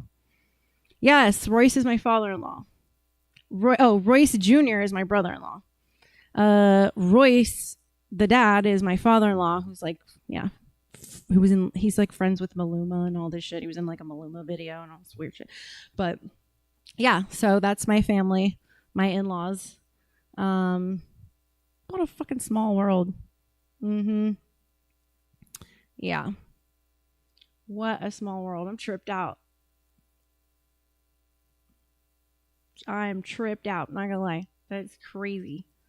Ooh. I always get a little antsy when it comes to anybody that I know is in my brother-in-law's orbit. Like, I just don't. I don't trust him. And that means he's probably going to talk shit about me, finding out I said this, but I don't know. They treated me crazy. Like the last time we were all together, I had a horrible, horrible migraine. This is up at the mansion in Marsh Landing that me and my in-laws and my husband lived at. And Royce and Marie came up from South Florida, or from Orlando, and his sister came up from South Florida. And like most of the time that they were there, I had a horrible migraine. I could not move. And they were just, oh my God, they took such an issue. They said I was so disrespectful, and it's just been anything and everything, you know, with them. They certainly did not help me and my husband with our relationship, because that put a lot of strain on our relationship. And me and my husband had so many, I'll call it quarrels over, you know, we both got disowned by our families at the same time, both because of me, because they didn't want Ryan marrying me is the problem, as how it all started. I was too dark, wrong economic class, had, you know, 2 kids, and they thought I was after his $70,000 a year or something like that. And I think it was just more, not even that. I think they just saw for the first time that Ryan wasn't going to come rescue them with it was the middle kid, the one that fixed everything in the family, always the one they leaned on for everything. And, you know, that's a problem when someone comes into their life. And I think they just really felt threatened by me for a while, and it did not help. It really caused serious issues. And, you know, when you're completely isolated from your family, trying to get to, you know, in the early years of marriage, trying to get to know each other, and you don't have your family to call, like when you have marital problems, and then your family is the source of some of your marital problems. It's just, community is everything. It goes right back to what I was saying, and the importance of all this stuff. Family is important, but, you know, sometimes you just don't vibe with your family. I have no ill will to Royce or Marie. I've tried to make up with them. I don't know what the problem is. I really, truly don't even know what it is. I've never been told. So, I don't know. But Mersh is cool. Dutch ended up taking Royce's side, but Mersh never took sides. Mersh is a cool dude. I can say some good shit about Mersh. Because he didn't pick sides. Because he cared about both Ryan and Royce. So, I could respect that. You know what I mean? When you've been friends with someone for a long time. I get that. But, fuck Dutch. Dutch can go suck a dick as far as I'm concerned. For the shit they said about me.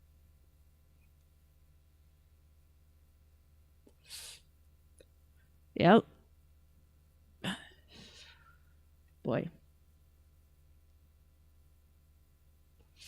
Well, what the hell were we talking about?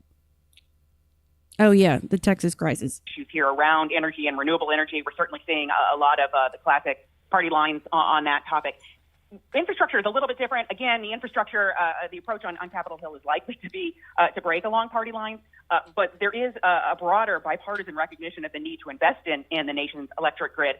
And it would come, the interesting thing is that some of the upgrades that we're talking about, again, high voltage power lines to carry renewable power from the Midwest to cities on the coast, that's something that would uniquely benefit a lot of red states, Republican-leaning states in the Midwest that happen to be rich in wind. I'm the kind of person that people either love or hate.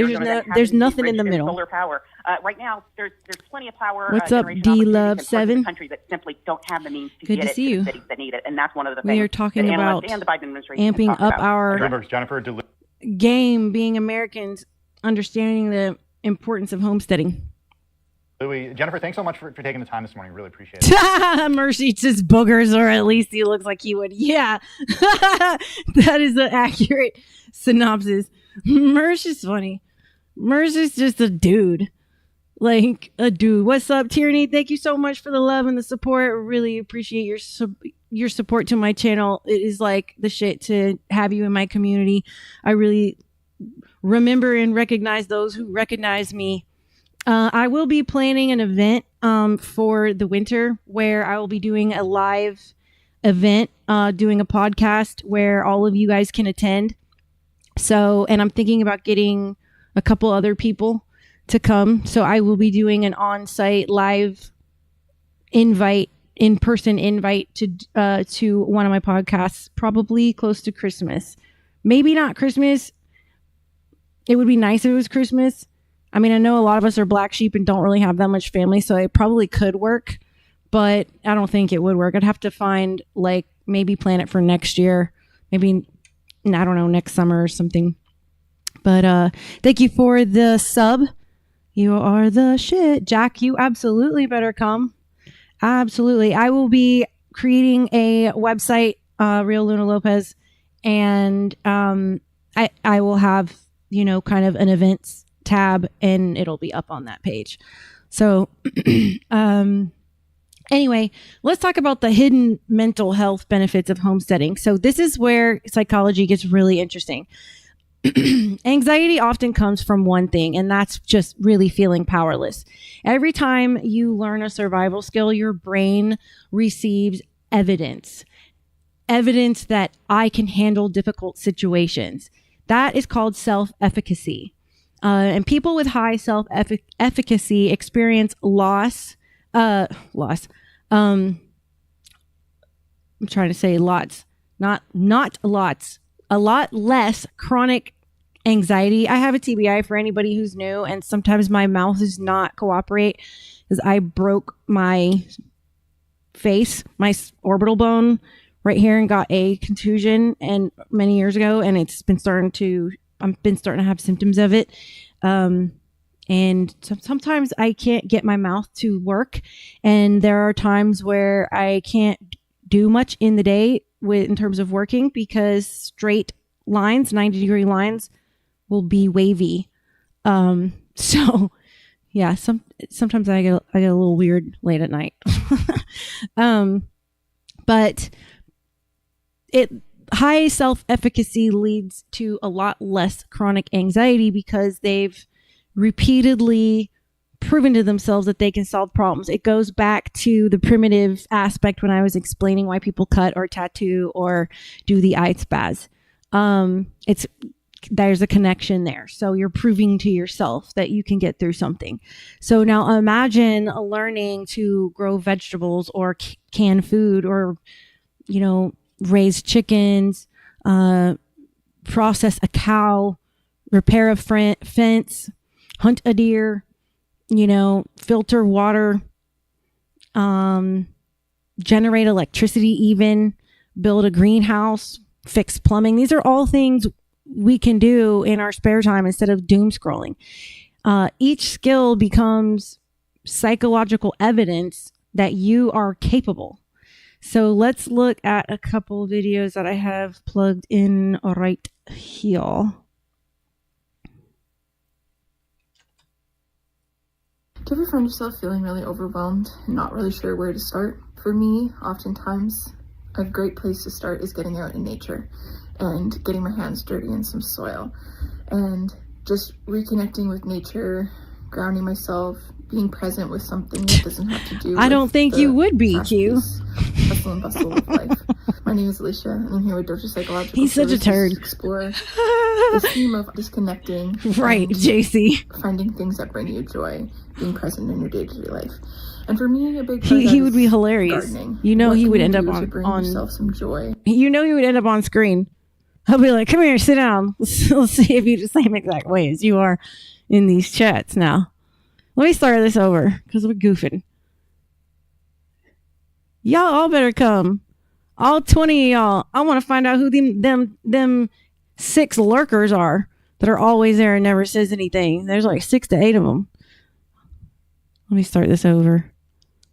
All right, here we go. Do you find yourself feeling really overwhelmed and not really sure where to start? For me, oftentimes, a great place to start is getting out in nature and getting my hands dirty in some soil and just reconnecting with nature, grounding myself. Oh my God, I'm pausing this damn thing again. What's up, Moi Poi? Did y'all forget that Q has one of my dogs? Think about what he's saying. He's saying he ain't flying. Remember, he has one of my dogs. I gave him one of my bullies. Of being present with something that doesn't have to do with the fast-paced hustle and bustle of life. My name is Alicia, and I'm here with Doja Psychological. I still have 2 more bullies. If you want to drive to Florida and pick them up, they're yours for free. They're really beautiful dogs. They're good dogs. You won't be disappointed. Ask Q about them.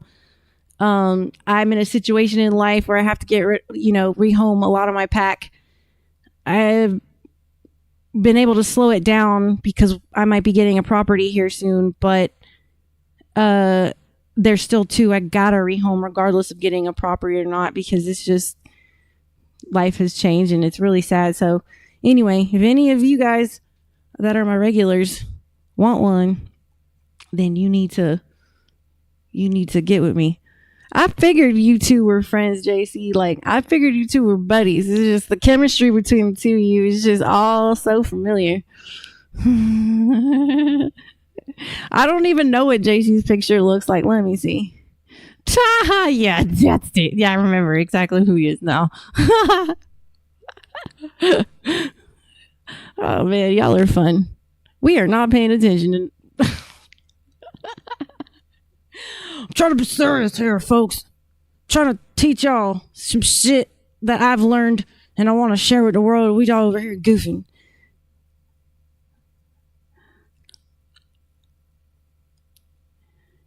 Oh, well, what you want, JC? You saying you want, oh, if JC's coming to Florida, yeah, he can he can get one or 2. It's 2 girls. I have to show you who they are. Or Q's got the pictures of them, so Q can show you the 2 that I have. One is lilac and the other one is Irish spotted blue and white. Oh my God, there goes that gay shit again. Hold on, I got like some weed sticky icky on my hands. It's like real sticky. Hold on, I gotta go wash my hands. Be right back.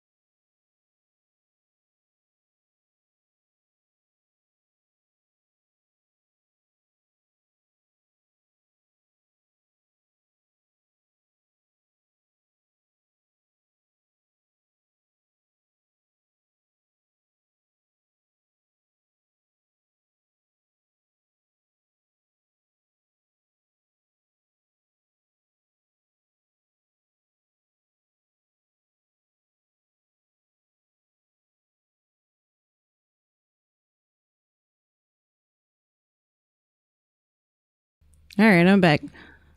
Oh my gosh. When I tell you that was sticky, I was like, this better come off. I was like, what is this? Okay. Ooh, I gotta take a drink too because I got cotton mouth.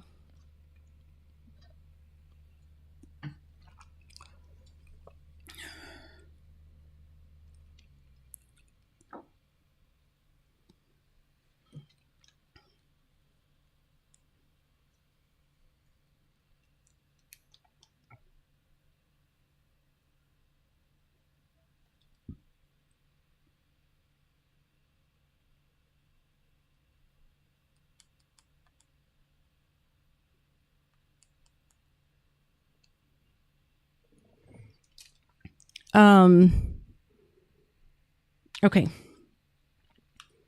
Whoa. I just got hit with a wave of energy. That was weird. Ooh, shake it out. Let me check my ad reads. Something's been up with it. I gotta check my account. Because none of these are activating, and I'm getting concerned. And I'm like, did I do something? Did I fuck something up? Because I didn't get any notification that I can't do any.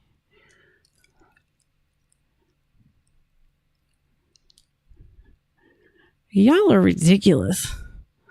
Holy moly. I'm just gonna let this video play. Services to explore. This ear monitor is about to drive me batshit. Finding things that bring you joy, being present in your day-to-day life. And for me, a big part of that is gardening. What can you do to bring yourself some joy and slow things down, be present, maybe connect with others by sharing your love for gardening? Oh my God, this fucking thing. To just fill your cup up and enjoy the simple things in life. And maybe for you, that's going to look like having a plant at home or going and enjoying a gardening space, a community garden here in Spruce Grove. What do you need out of life? Do you need to slow down a little bit and enjoy the simple pleasures of watching something grow from seed to a beautiful flower bloom or a carrot that you can enjoy? Maybe connecting with someone in your life that loves to garden as well. For me, that's my grandma. She loves to garden, and I've learned a lot of stuff from her. So having her come to my home and spending that one-on-one quality time with her, for me, that's a therapeutic tool in just being connected with another person and disconnected from some of the stressors of my life. So I hope to chat soon. Do you ever find yourself feeling really overwhelmed and not really? Okay. Next. Welcome to Future Facts. Did you know that spending time in nature can actually rewire your brain? Studies show that just a walk in the park reduces stress, anxiety, and even boosts your focus. When you're surrounded by greenery, your brain's prefrontal cortex, responsible for decision-making and emotional balance, gets activated. It's like a natural reset button. Even the sound of rustling leaves or the sight of a simple houseplant can lower your stress levels. So next time you feel overwhelmed, step outside or bring a bit of nature indoors. Your brain will thank you. Like, share, and follow Future Facts for more insights. Welcome to Future Facts. Did you know that spending time in nature can actually rewire? All right. So, research into modern, like modern day homesteaders. Oh my God. This freaking computer is not okay. Let me pull up the research here. Try to get it on my. I think I have to do this because the page didn't format correctly, so I just got to use my YouTube page. So sorry about the formatting here, but it's as best as I could do. Let me try to make this bigger. There we go. Where's the scroll bar? Come on. Let me scale down a little bit. This is gonna have to be little. Anyway. Basically there's been research studies done on like modern day homesteaders, and it finds that many are motivated by the health benefits, the autonomy, and the spirituality that it brings to their life. especially how a lot of them didn't expect that spirituality would be enhanced doing that. And it also, they commented on a reduced sense of helplessness during uncertainty.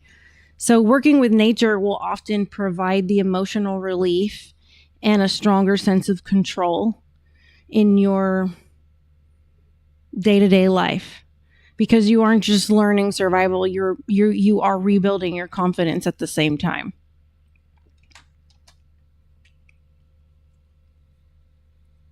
Well, we have been focusing on mental health this month, and perhaps it is no coincidence that May is also the best time to plant your garden. Yeah, studies show gardening can actually reduce your stress and anxiety levels. We are pleased to be joined by Audrey Sharp with the Plum Creek Garden Market. Audrey, tell us a little bit about what customers can find at your pop-up markets. Well, pretty much anything you're looking for. Yeah, a whole array based on what you brought today. We sell everything from vegetables, herbs, perennials, annuals, baskets. We even have patio pots that we pre-plant, so you can just bring them home and pop them down. I love that. Now, obviously, we know fruits and veggies are good for the body, right? And they make us all healthy, so we always love all of those. We know the good effects of those things. But, you know, it's also, when getting your hands dirty and you have these flowers around, it has to really uplift your spirits, too. Absolutely. The mental, the soul, and the spirit, right? Exactly. Can't say it better. There's not a lot of things you can do that makes you check out of devices. Gardening is one of those. Oh my gosh, yes. I have been commenting on that, and it's just for years, and I'm just gave up. I'm just a moon child. I can't help it. My clock is nocturnal, and I'm done fighting it. Thank God everything I do to make money can be done at night. What the hell is this shit that she got? My kids got the weirdest sticky shits. Okay, it wasn't from the blind. I'm like, what is leaking? Oh, it's this. All right. Damn. I'll put that down.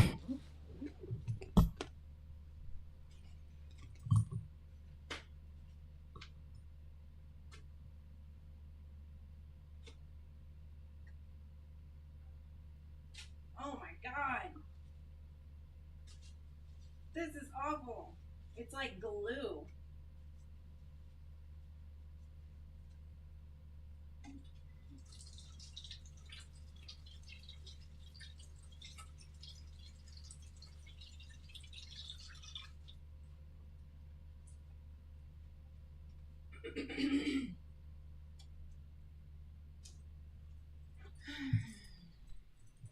What a stream this has been. This is probably the most chaotic stream I've done in a while.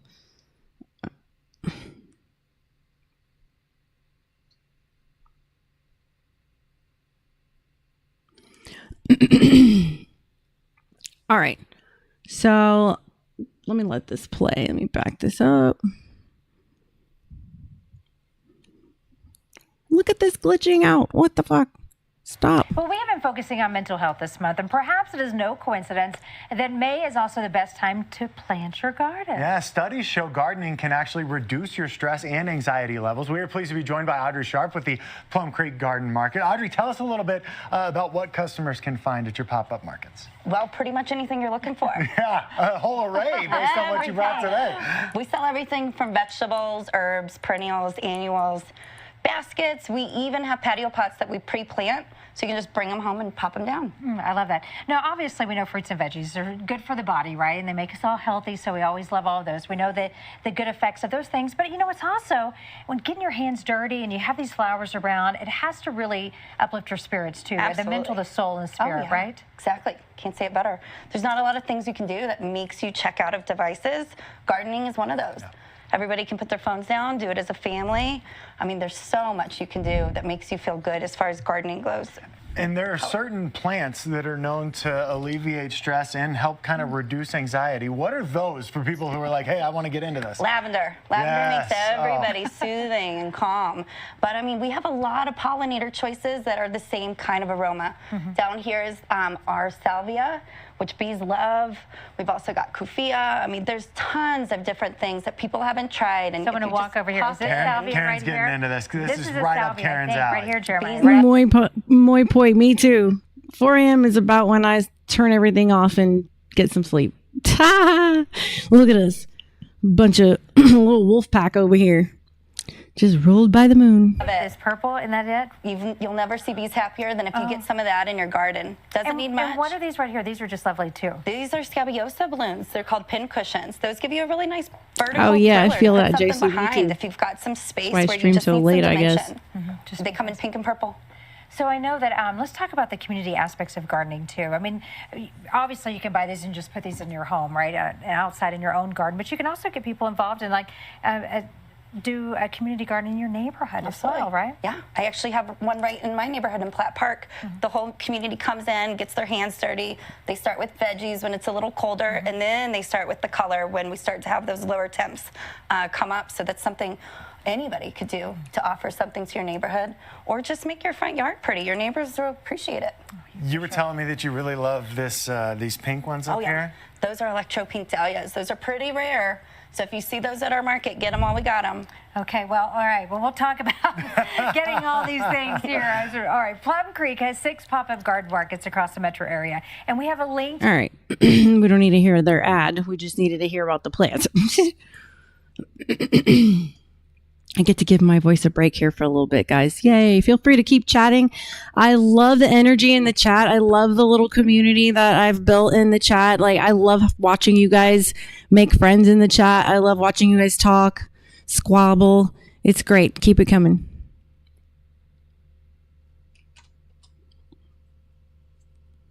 Every ping and vibration hijacks your focus.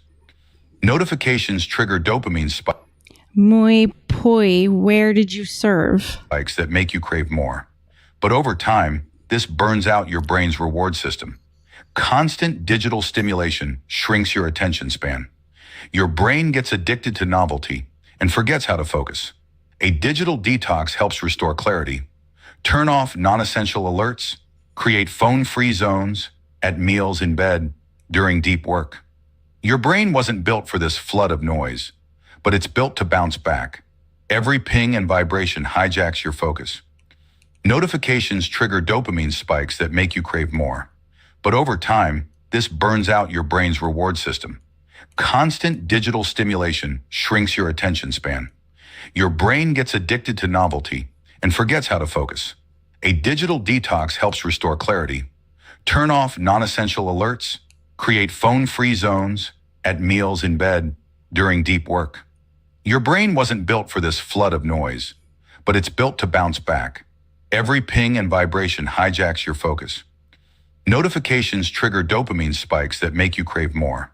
But over time, this burns out your brain's reward system. Constant digital stimulation shrinks your attention span.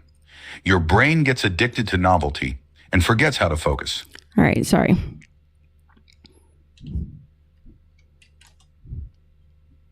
Forest bathing, something I learned about from Japan. It involves walking outside under a green canopy. In my home, we have a mature woods with 120-foot tall trees, and they are bright green now, having filled in recently. And I see the blue sky behind, and that calms me down. So forest bathing is a way of self-care. Forest bathing means being outside in nature, nurture, and wholeness. Forest bathing relaxes you. You drop muscular tension. You improve your vitality, mobility, coordination, all by being out in nature. That was not a nip. That's my bra. Smell of the fresh air. I'm Dr. J on behalf of Nature's Alkaline Way and Nature's Pharmacy, and I want you to be well. Forest bathing, something I learned about from Japan. It involves this ear walking thing outside just under won't a stay green on. canopy. In my home, we have a mature woods with 120-foot tall trees, and they...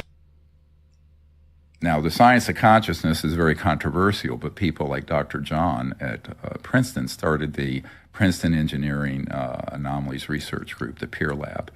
And they were able to prove, through using quantum machines, random number generators, that people could just sit and put their awareness on this type of machine, and it would shift the curve of whether it was spitting out zeros or ones. It was just a digital machine, right?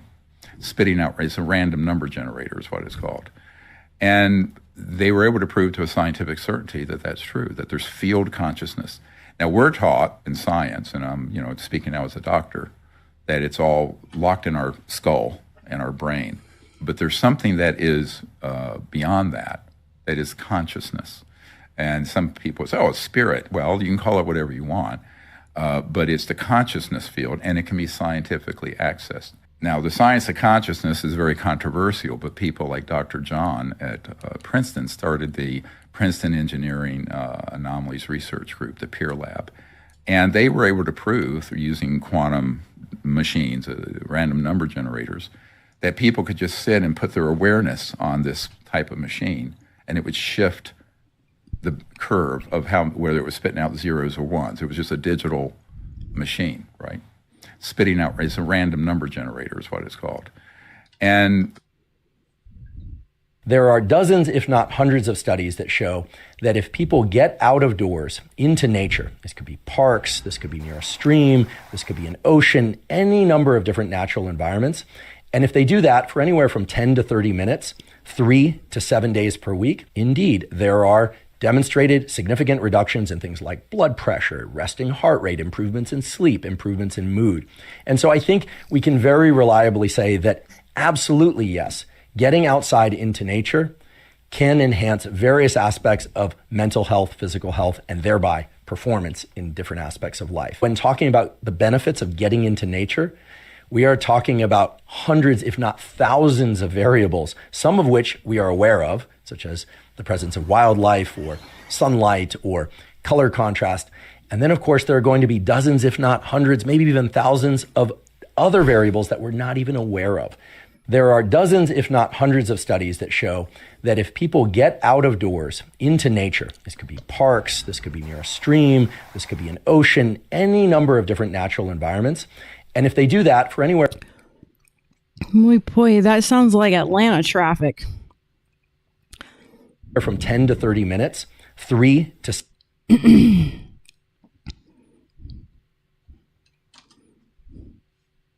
People that do bouts of walking each day for about 60 minutes, brisk walking, experience increased T cell function. So that's an immune cell that goes out and combats cold and flu viruses, and natural killer cell activity. So those increase. Cytokines increase, but not dramatically. Okay, so this is a mild inflammation response. Stress hormones such as cortisol, epinephrine, norepinephrine, also called adrenaline and noradrenaline, those are deployed as well. So 60 minutes or less of this moderate to high intensity exercise creates this mild stress response and an increase in the function of the innate immune system. People that do... Okay. So now let's get into the fourth segment of what I have ready for you, which is what to do before you ever buy land. Okay, this is where people mess up. They romanticize homesteading because of Instagram and baby goats and fresh bread and sunsets. Hold on one second, everybody.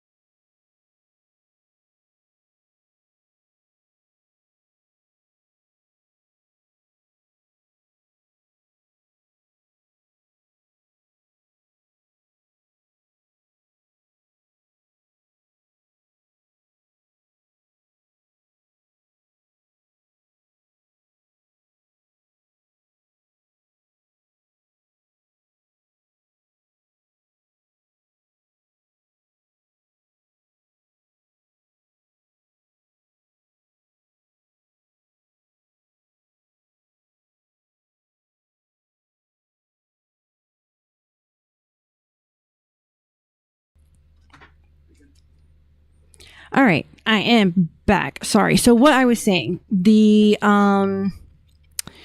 before you ever buy land kind of thing. Hold on, let me mute the mic.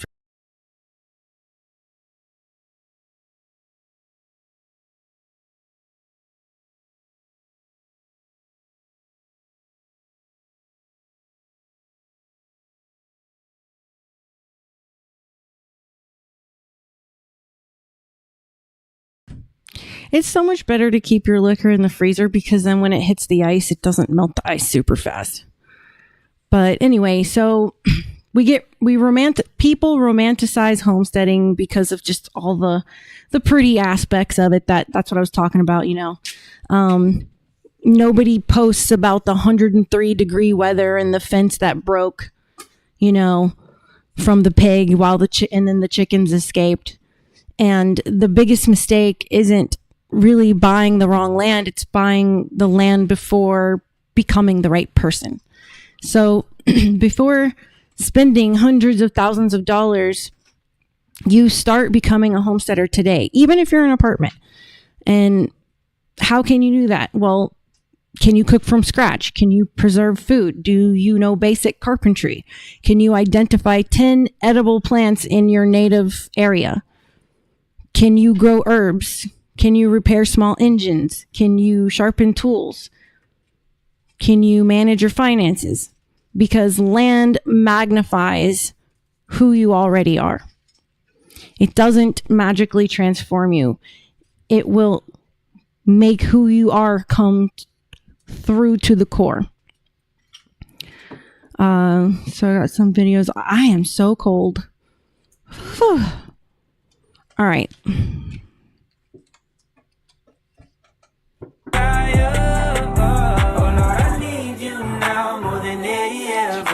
You put my heart back together. I searched the world to my head just to find out your ways better. Oh, oh, your ways better.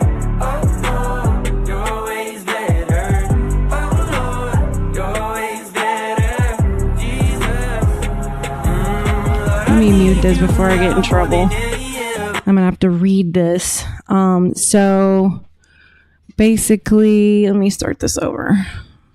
All right, 5 beginner homesteading mistakes. Avoid these. Oh my God, stop playing the music. Okay. All right, failing to plan. So jumping into homesteading without a clear plan is a recipe for disaster. Beginners should research, assess their resources, and develop a plan. And I can't read the rest.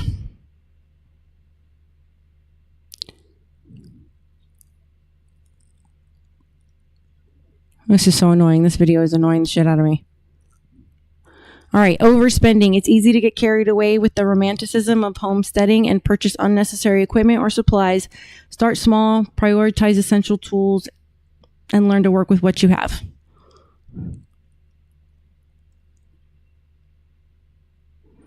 Neglecting the soil. Healthy soil is the foundation of a successful homestead. Beginners should focus on understanding their soil type, improving its fertility through composting and other methods. Blah, blah, blah, blah, blah. Where it's all covered up.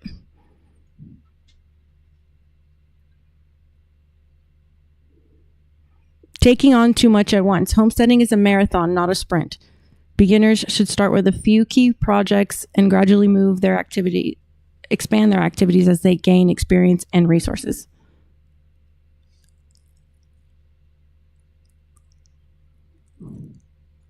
All right, not assessing the land properly. Factors like soil quality, water access, sunlight exposure, and potential hazards should be carefully evaluated before making any major investments or starting construction.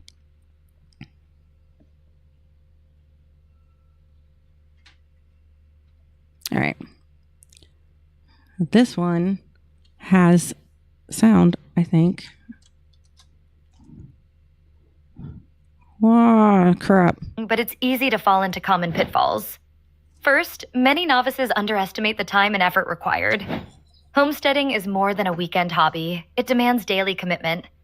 To To avoid overwhelm, start small and gradually expand. Just a second. Next, improper planning is a frequent mistake. Before acquiring livestock or planting crops, thoroughly research your region's climate and soil conditions. This ensures the success of your endeavors. Another common error is neglecting a sustainable budget. Costs can quickly spiral if not carefully monitored. Maintain financial health by creating a detailed budget and sticking to it. Lastly, avoid isolation. Connect with local homesteaders and communities. Sharing experiences and advice can be invaluable. By learning from these mistakes, your homesteading experience can flourish successfully. Embarking on a homesteading journey can be rewarding. Oh, hang on 1 minute, guys. Okay.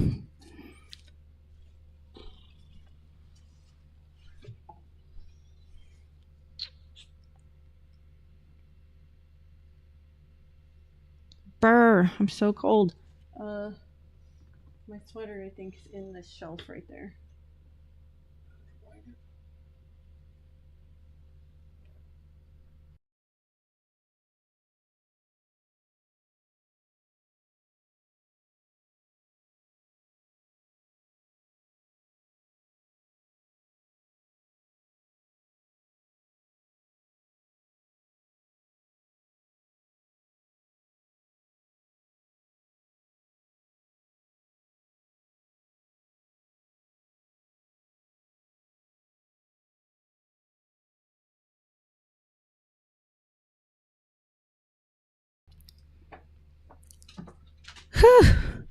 Burr City.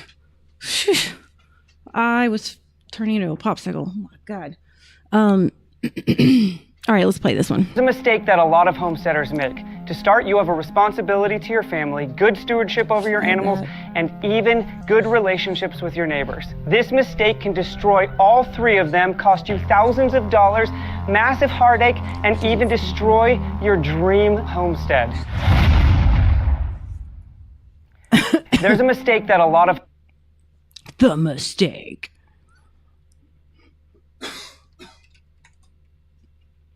I tell you what, this idea of homesteading being glamorous and beautiful, it ain't real. We're out here doing our chores in whatever t-shirt and shorts we got, and sometimes we're doing it with socks and Crocs. I tell you what, this idea of homesteading being glamorous... in socks and Crocs. That needs to be a meme. Oh my God, those weed vapes, they hurt.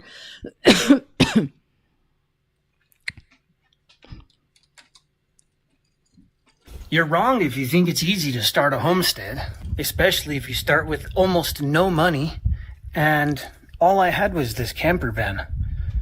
The homestead was just bare land when I came out here, and all my infrastructure started with just scrap material, but they still work just fine to this day. There's 3 little baby kittens in there that are safe from predators.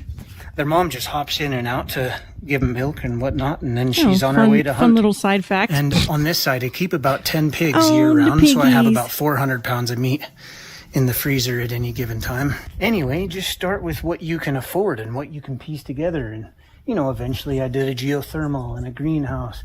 This was one of the first things I built. But now I've got a nice cabin that I was able to spend a little more time and money on. And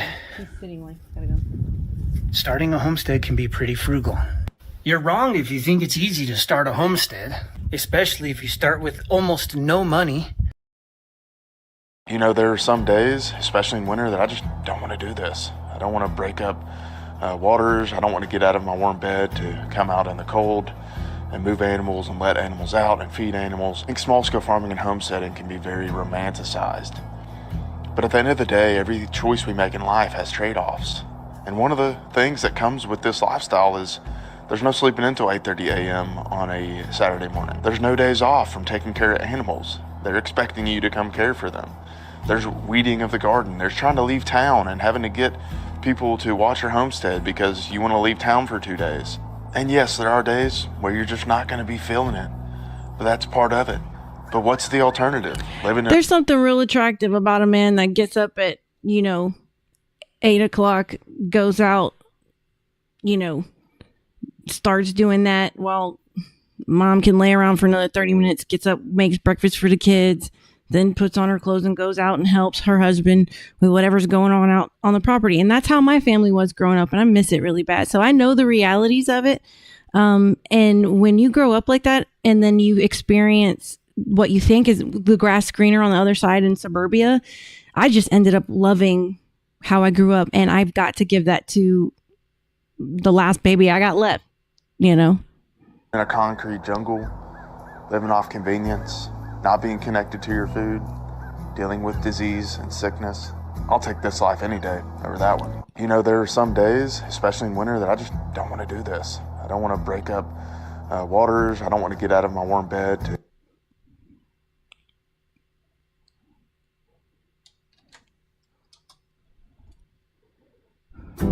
Hello everybody, this is the Dust to Dust Homestead. My name is Josh, and these are my top 5 reasons to quit homesteading.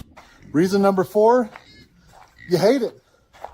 Now that seems like a pretty simple reason, but however, it could be a very valid one. You know, maybe you've tried it for quite a while, and after all that's said and done, you know, you just don't like doing it, and sometimes that happens. He sounds like he's speaking from experience. Hello everybody, this is the Dust to Dust Homestead. My name is Josh, and these are my top 5 reasons to quit homesteading. Reason number 4, you hate it. Now that seems like a pretty simple reason, but however, it could be a very valid one. You know, maybe you've tried it for quite a while, and after all that's said and done, you know, you just don't like doing it, and sometimes that happens. Hello everybody, this is the Dust to Dust Homestead. My name is Josh, and these are my... Thanks, Josh. Appreciate your words of wisdom. Here's a Texas one. Hello everybody, this is the Dust to Dust Homestead. My name is Josh, and these are my top 5 reasons to quit homesteading. If you are thinking about purchasing land this year, here are some important things to consider and why we made the tough decision to leave our West Texas homestead. When we chose this property, it felt perfect. Secluded, quiet, with breathtaking views of the night sky and plenty of space to walk around in nature. It was exactly what we had dreamed of, or so we thought. But reality set in very quickly. The first thing we learned is access matters. We were told we would never have a mailbox because our property is located too far off the county road. That meant no home deliveries, and the nearest post office with a P.O. box was over an hour away. Next, check utilities and budget for more than you think. Does the land already have a well, septic, or electricity? Ours didn't. Because our property sits in a beautiful rocky valley, installing a well or septic here was going to cost more than we expected. So they did and when no we looked research. into electricity, we were quoted over $200,000 to run electricity from only 3 miles away. Another thing that we didn't consider was community and location alignment. We homeschool, and I dream of having an organic restorative farm. But we are just too far away from communities that share those same values. And finally, your income does matter. Homesteading is often romanticized, but it does cost money. They love to say that word, yes, romanticized. you can DIY a lot, but you still need supplies. Even if you have your own timber on your land, you probably still don't have the tools to make your own hinges, build structures, or amend rocky soil. And Pinterest projects don't always show you the full cost. And the final straw for us was learning that my husband's job may not be stable in this economy. We just couldn't risk sinking more into a property that we were unsure was going to sustain us long term. So if you're looking for land, here is what I would recommend you ask yourself. How close is it to essential services? What utilities already exist, and what would be the cost to add them? Does the area align with your lifestyle? What's up, Red Pill and Americans? Glad to have you with us. We are talking about the psychological benefits of homesteading and why every American should know how to do it. values? And realistically, can you afford not just the land, but the infrastructures that you want to build on them? If you have ever made a big, scary decision for your family, tell me about it in the comments. We are in this together, and You know, homesteading looks absolutely perfect online. I Chickens swear I in the thought he yard, was one of my family members. Kids in the garden. Got scared for a second. And I of was course, like, what? the perennial fresh bread on the counter. But here's the truth. Most people who dream about this life and actually do something about it never make it past the first year. But why is that? Today, I'm gonna pull back the curtain. So that's who you get it from. The good, the bad, and the muddy. And so the muddy. you can decide if homesteading is really right for you. You know, homesteading looks absolutely perfect online. Chickens in the yard. Chickens in the yard. I love this guy. Who is this? I have to subscribe. This guy is great. Possum Ridge Farms. I love that dude. That dude's great. All right. So listen, Antsy Pants, can you just sit still? Who's moving? Stay still. My goodness. Shifties. All right. So here is exactly how I would recommend someone start. Phase 1 is obviously learn. Learn everything you can. Read. Watch a lot of videos. Take a gardening class. Volunteer on a farm. Spend weekends helping someone who already homesteads on their property. They won't say no if you offer help. Learn before you leap. What would I do with a 1-acre homestead? I can picture it now.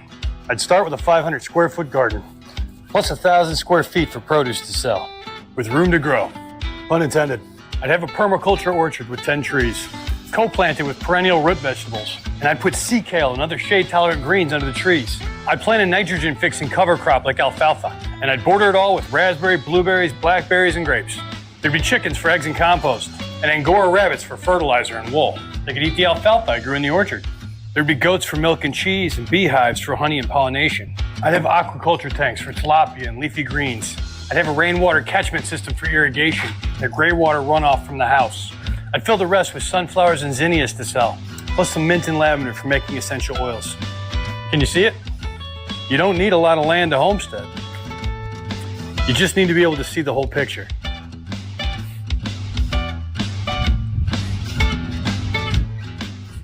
What would I do with a 1-acre homestead? I can picture it now. I'd start with a 500 square foot garden, plus 1,000 square feet for produce to sell, with room to grow. Pun intended. I'd have a permaculture orchard with 10 trees, co-planted with perennial root vegetables, and I'd put sea kale and other shade-tolerant greens under the trees. I'd plant a All right, I want to show nitrogen-fixing y'all cover crop. something. I don't know if I should show it from the close camera or the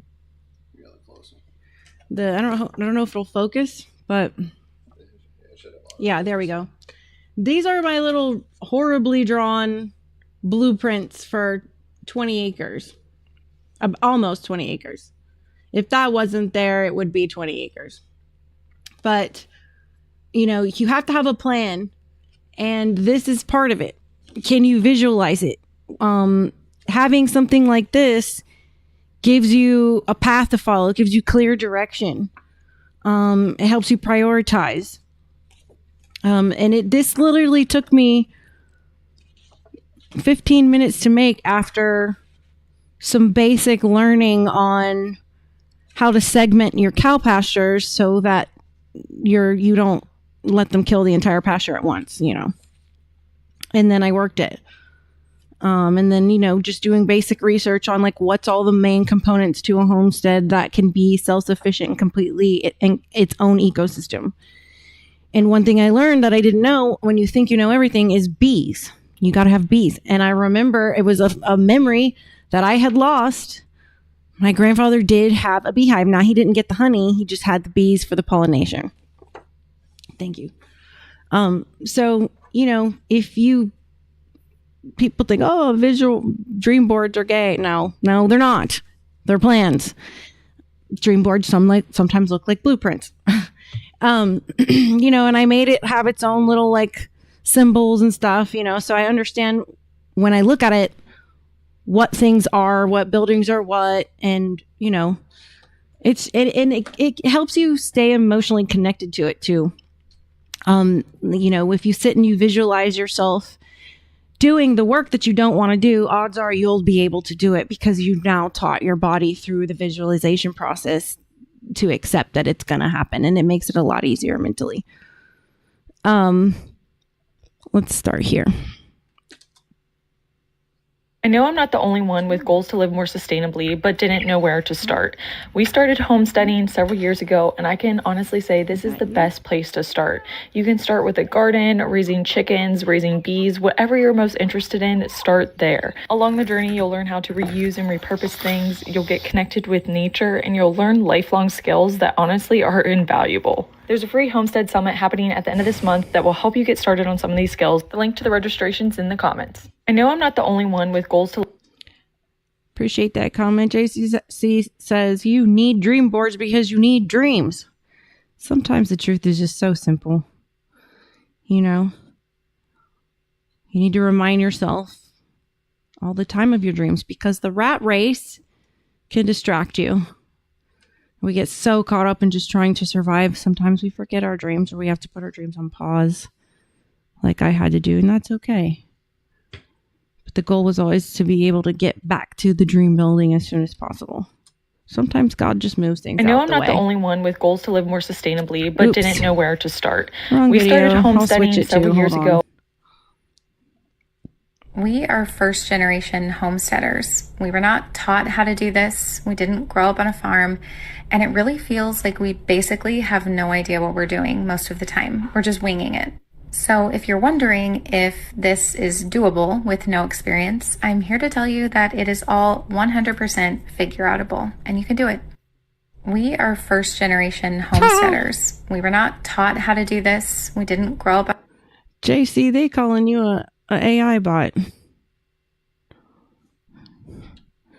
How you gonna let them talk to you like that? People are always asking me, how do I start homesteading? I don't have land. I don't know what to do. Where do I begin? If you really want to homestead, but you don't know where to start, don't worry. This post is for you. So the good news is you don't need 40 acres to start homesteading. You don't need a tractor. You don't need a cow. And you don't need to plant a 1-acre garden. You just need some of these. Start small. Begin a container garden or start with a single raised bed. Enjoy researching and learning. Try different techniques and trellises. Let yourself experiment. It's not a competition. You can't fail. People on the internet will tell you always plant mint in containers, never in the ground. And they're right. That stuff will spread like wildfire. But you know what? The only reason we know that is because somebody tried it for the first time. And experience is an excellent teacher. Do you think my garden started like this with 20 raised beds and string lights and all these bells and whistles? This is year 4. We just improve a little bit every season. It can start with just one plant because the best way to fail at homesteading is failing to try. All right, nice guy. That brings me to phase 2. So phase 1 was learn. Phase 2 is practice homesteading where you live. If you're in an apartment, grow some herbs or make compost and learn food preservation. If you have a backyard, do some raised beds like that video showed, or some rain barrels, fruit trees. You could even make a small greenhouse in a tiny backyard. Or even if you have a patio backyard, you can make a greenhouse. You don't really need 40 acres to learn this. You just need habits, that's all.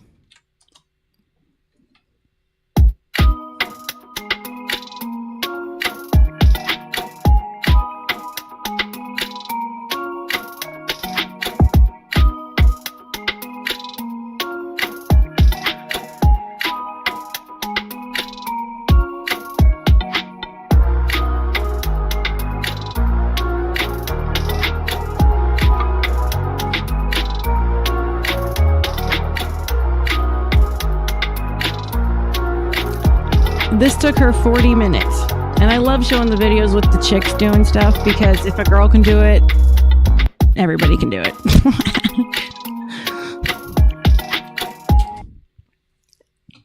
This garden bed was broke, just like me. Here's how I filled it organically without spending a dime.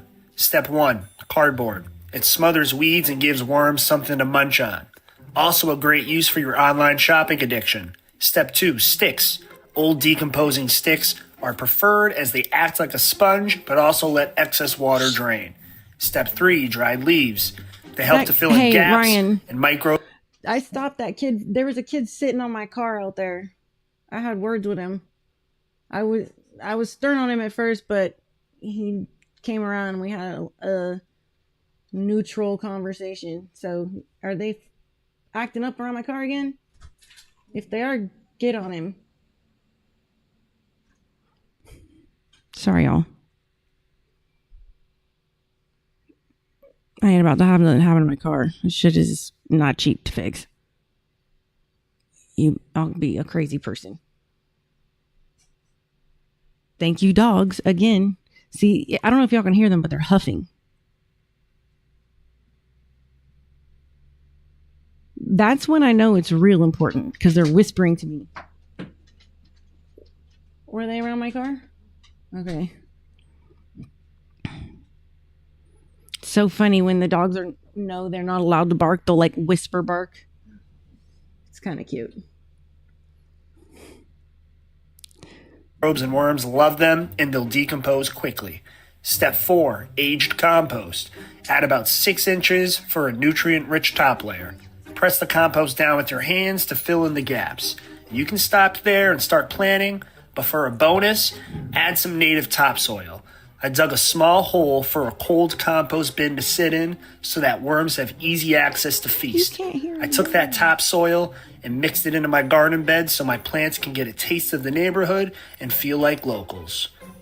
This garden bed was broke, just like me. Here's how I filled it organically without spending a dime.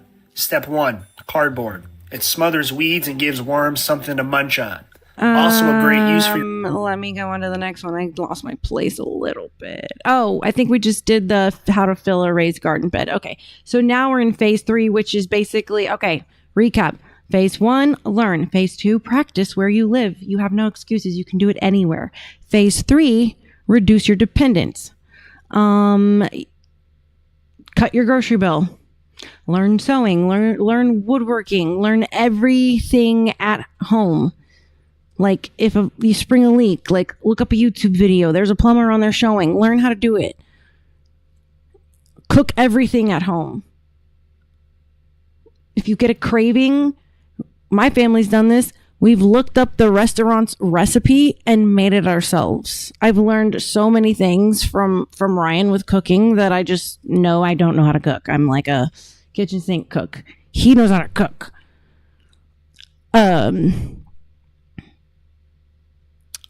You can reduce debt. I mean, that's probably like the most obvious one. I mean, you really shouldn't be in debt when you start homesteading. Every dollar that you don't owe buys you freedom. Don't forget that. Let's look at some canning. Oh, don't you boys love me right now? I'm going to bore you to death. Let's cook up 2-year-old canned They're over here. That's a woman's work. The first thing we're going to do is get it from... If you feel like it's a woman's work, any of you sirs, record this video, save it in your files, and show your girlfriend or wife. our pantry, and then we are going to test the seal by tapping and holding the lid. It's sealed, so we're going to open it up, and I know it doesn't look pretty, but it smells... Q, I say that all the time, that men are better cooks than women. Now, I will tell you, women are better bakers than men. I can bake the shit. Oh, I'll impress you with some dessert. You'll be like, what the hell? What is this spell in my mouth? You'll think I'm performing witchcraft on you just tasting my dessert. Which, cooking for people is a form of energy sharing. Smells good and it looks normal, so we are just going to cook it up. Just warm it up over the stove for a few minutes, and then we're going to eat my it. mom It too. tastes so good. If you want to have home canned meals, comment can to learn more. Now that's a survival food right there. You don't got to worry about expiration. So is like dehydrating meat. Here are 5 canning life hacks. Use a jar lifter, a handy tool that allows you to safely and easily lift hot jars out of Let's bring our first worldness to homesteading. boiling water. Pre-sterilize your jars to save time during the canning process. Yes. Warm your lids. This softens the sealing compound, making it easier to achieve a tight seal. That's Use a good canning tip. funnel. This will help prevent spills, and this Because will then it ensure that hardens your and seals ingredients better. go directly into the jar and release air bubbles, helping maintain the integrity of the seal and preventing Mhm. spoilage. Here are 5 because those bubbles can start to move upward and unintentionally pop that seal over time due to the pressure. It's pretty cool. I used to watch my mom can. She brought me so much canned shit, and I'm like, oh God, I don't want this. Like, I couldn't say no because it was my mama. Rinse your green beans in a sink full of water. Fill the jars. Fill the jars. Put salt into each jar. With water. Water. Inch of headspace. Pressure can at 15 pounds of pressure for 15 minutes. Oh, she's using a pressure cooker. No, I'll tell you, we just use a pot of water. Rinse your green beans. All right. Man, these fancy ass fucking people. What you doing? We're talking about real homesteading with a pot of water. When I was your age, I had a stick and a rock. All right. So phase 1 of your beginner homesteading plan, learn. 2, practice where you live. 3, reduce dependence. 4, build community. Oh, I know this is going to feel so uncomfortable for all of us black sheep who just want to get away from society, but you'll find that the homesteader community is just like the rest of us that want to get away from society, and there's just a common unspoken vibe, and it's pretty cool.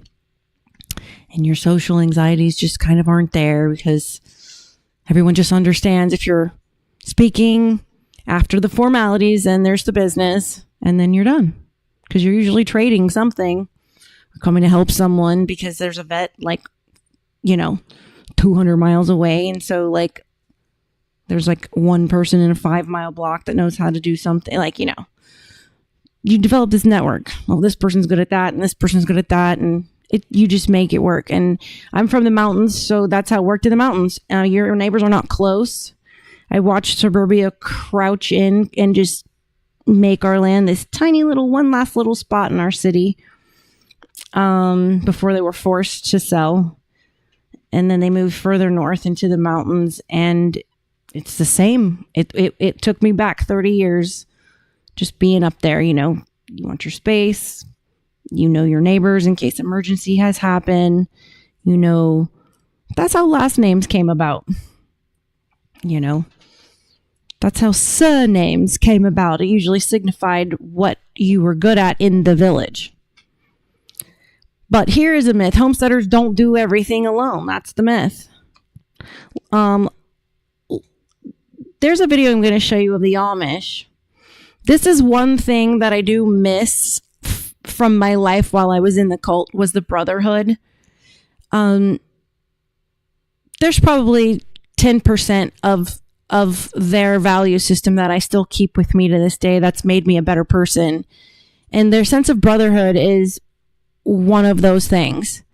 And just being there for each other when you say you have somebody's back, because on principle, because you feel like you have the same purpose in life. And it creates this kind of ecosystem of loyalty, of betrayal, of politics, of scandal, of love, of marriage, it's a lot, and it's just this little ecosystem, but everybody had each other's backs. And whenever a tornado would come through and someone's house was destroyed, like army ants, you would have 150 Jehovah's Witnesses descend upon your house, and your house was just being put back together. But that was part of the illusion with the cult, is a tactic to create this sense of love bombing that's done on a mass scale. And you use moments of vulnerability to do that. But so I've taken part in something that is called, I forgot what it's called, but it's akin to Amish barn raising. I forgot our cult's word for it, but, this is kind of what I grew up around. This is just the Amish version. It is amazing to see, a 2-story house get built in 2 days, or, someone had a tragic accident in the congregation, and her husband just suddenly died, and everyone just descends upon them and gets them everything they need. And that's why I'm the way I am with people. If you're in need, I'm going to be of service to you, because that is the way of Christ. And that I do value. So this is something I value in the Amish as well.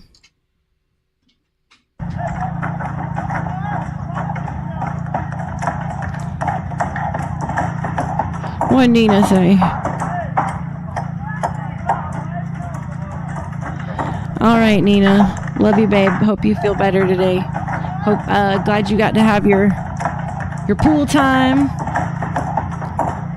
It's needed. I love you, girl.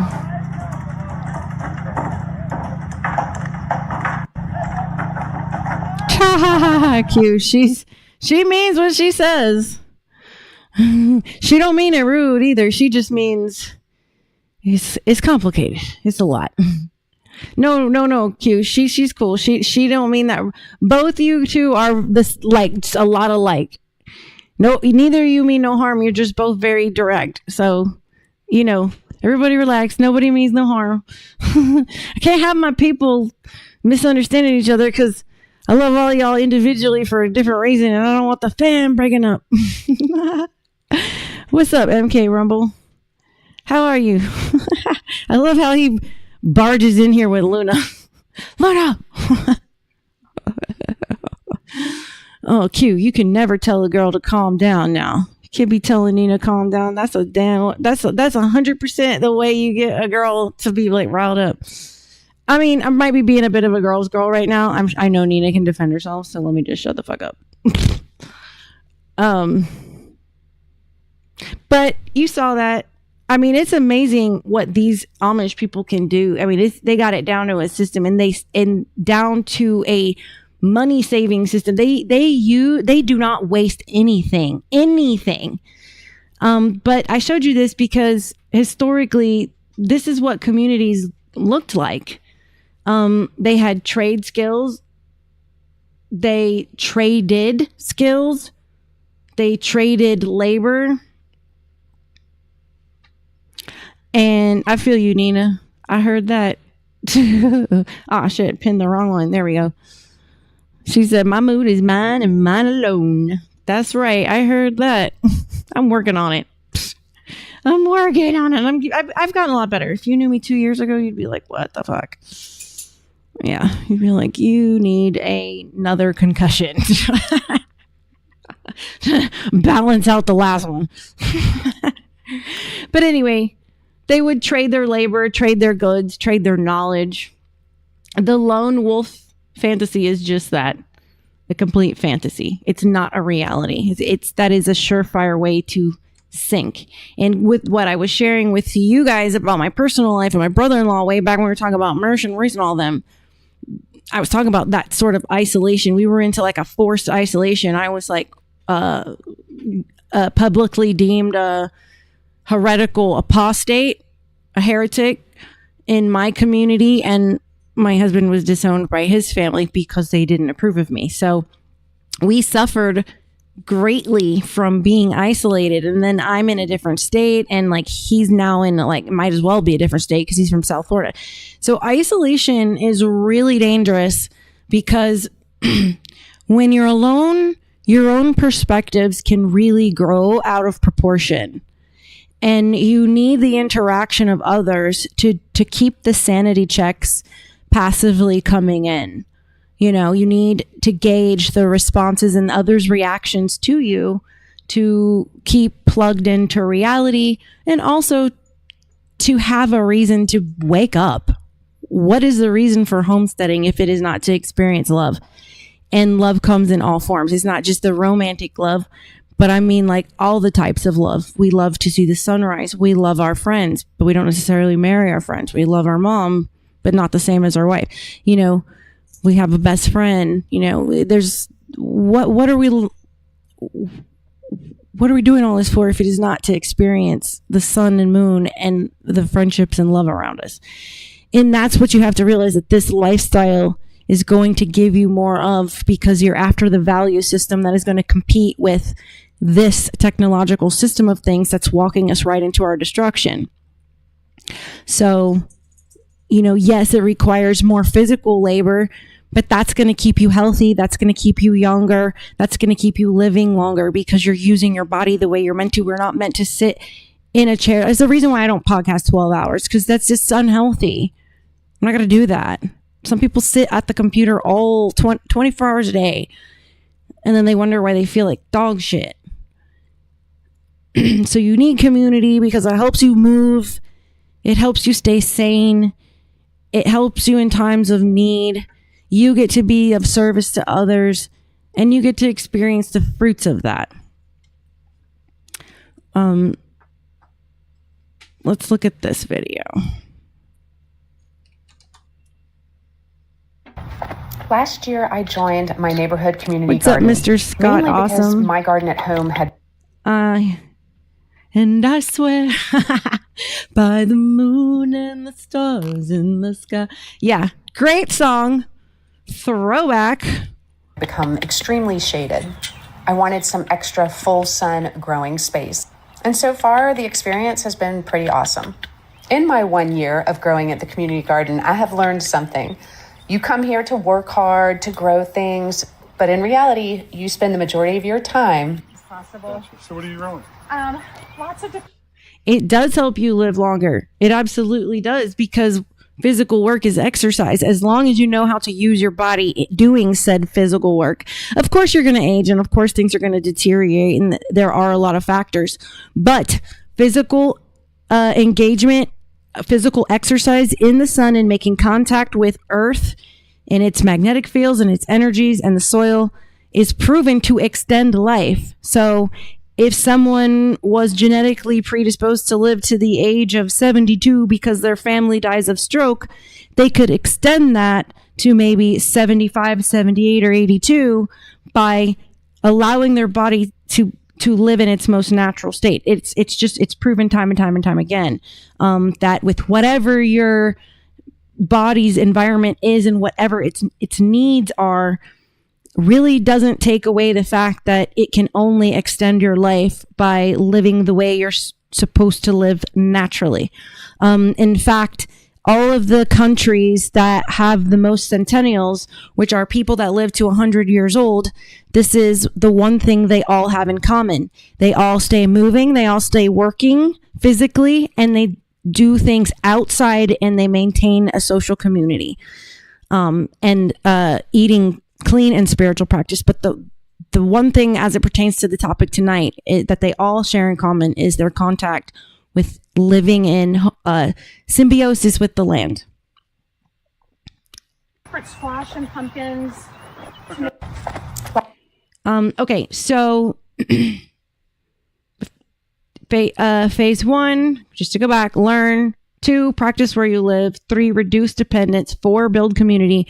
5, buy land last. Okay, only after you've lived the lifestyle or you've experienced it should you purchase acreage, because now you're buying it with wisdom instead of pure fantasy, a hope, and a dream. The top 5 places to buy vacant land for a homestead. Number 5, Tennessee. Number 4, Idaho. Number 3, Missouri. Number 2, Michigan. And number 1 is Maine. If you want to buy or sell land, go to landforcashmoney.com. Oh, there's the plug. Blah, blah, blah. There are only 3 locations in the US that I would recommend you homestead, and that's because it's really easy to eliminate most places. This is a cost per acre map. Basically, anywhere that's blue, yellow, or red is too expensive. You can't buy land in those locations. Now, specifically the blue and the tan, you can't even buy because that's federal or Indian reserves. You also need to take into account your grow zones. Anywhere that's blue, purple, that's all too cold. Anywhere that's yellow or orange, you would need a greenhouse is too hot. if you're forced to do it there. In zone 7 or 8, which is in the green. You would also need a root cellar up in there too. Area. So, where would I recommend you homestead? Number 3 is the southern parts of Appalachia. Anywhere further north than West Virginia is too cold, too harsh of an environment to make homesteading easy. Don't get me wrong, you can homestead anywhere. I'm just trying to say. Right. Now, I'm a Georgia girl.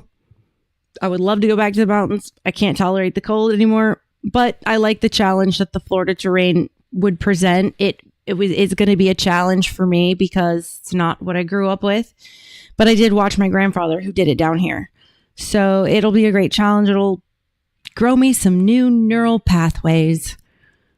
Set you up for easy mode. That said, the second location is arguably way more difficult, and that would be eastern Idaho. And the only reason I recommend it is because that's the best location for you cold-loving freaks. However, the single best place that you can homestead in the US is in the Zion region. There are only 3 locations in the US that I would recommend you homestead, and that's because it's really easy to eliminate most places.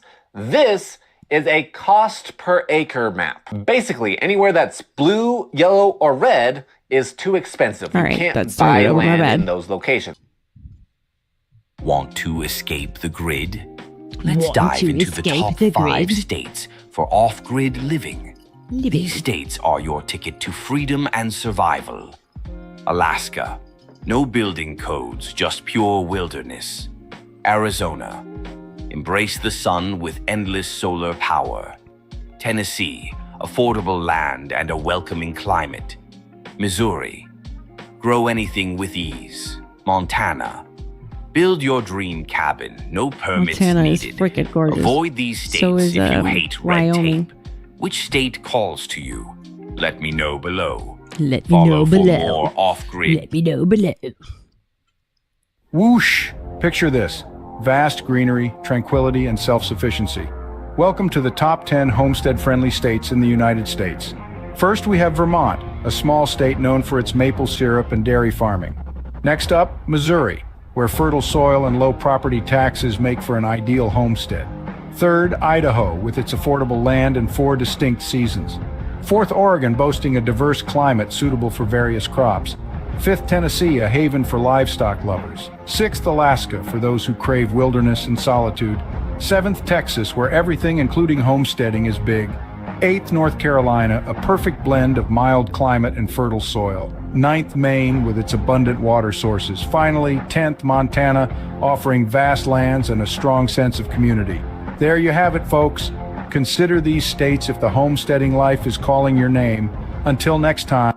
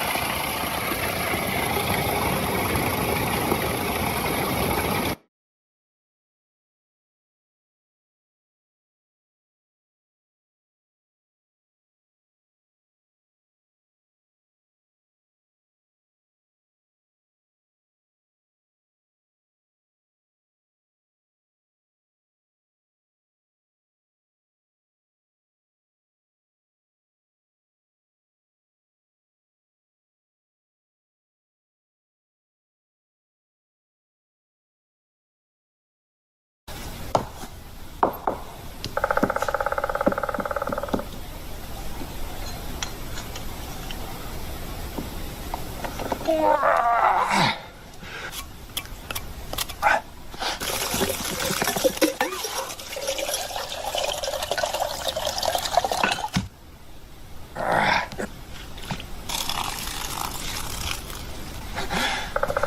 long couldn't you hear me? What I was saying was basically that to me, homesteading's not running away. It's remembering that humans evolved with the dirt under their fingernails, not with notifications bothering them all the time, and remembering that satisfaction comes from producing, not consuming. And remembering that confidence grows from competence, not comfort.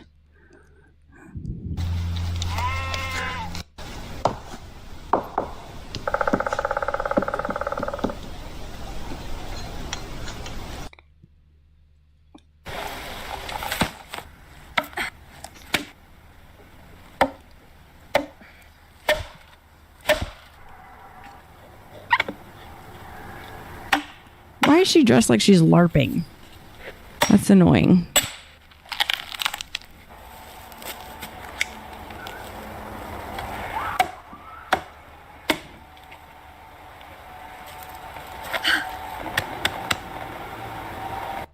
Okay, this seems like a grifter.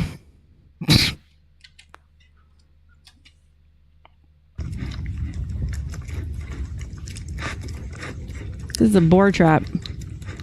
Oh my god.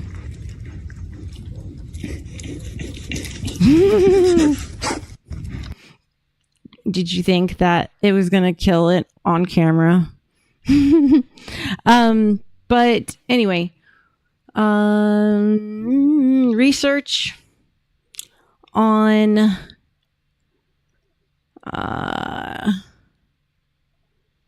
like thrifting and self-sufficiency. Hold on, I'm trying to do too much at once. Suggests that I've got to verify I'm not a robot. Hold on. All right. So this abstract explains how research on thrift and self-sufficiently suggests that people often experience greater well-being when their lives emphasize competence, saving, reusing, and reducing dependence on consumerism rather than constant consumption. And I'm not trying to be woke or nothing. I'm all for capitalism because you can, your homestead you can make money off of and sell the meat and sell whatever the resource is. But let's look at this little forgotten bushcraft trick here. What this be?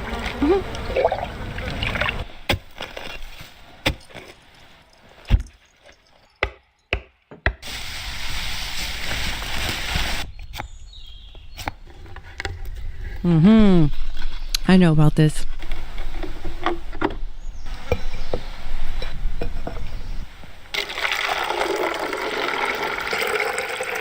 Now, the key that they're not explaining is you have to put the end of the little tree trunk there that he's got roped to the pole. You have to put the end that was facing the roots in the bottle where you want it to suck water from, so the dirty water. And then you have to put the part that was facing the leaves, down, so that way it pours out clear into the jug. So you have to know you have to keep track when you cut and it has to be certain species of plants. Like a lot of vines drink quickly, some trees do, but you are basically having to remember when you cut your segments the flow of the water, which always is root to leaf. So that's how your filter would work.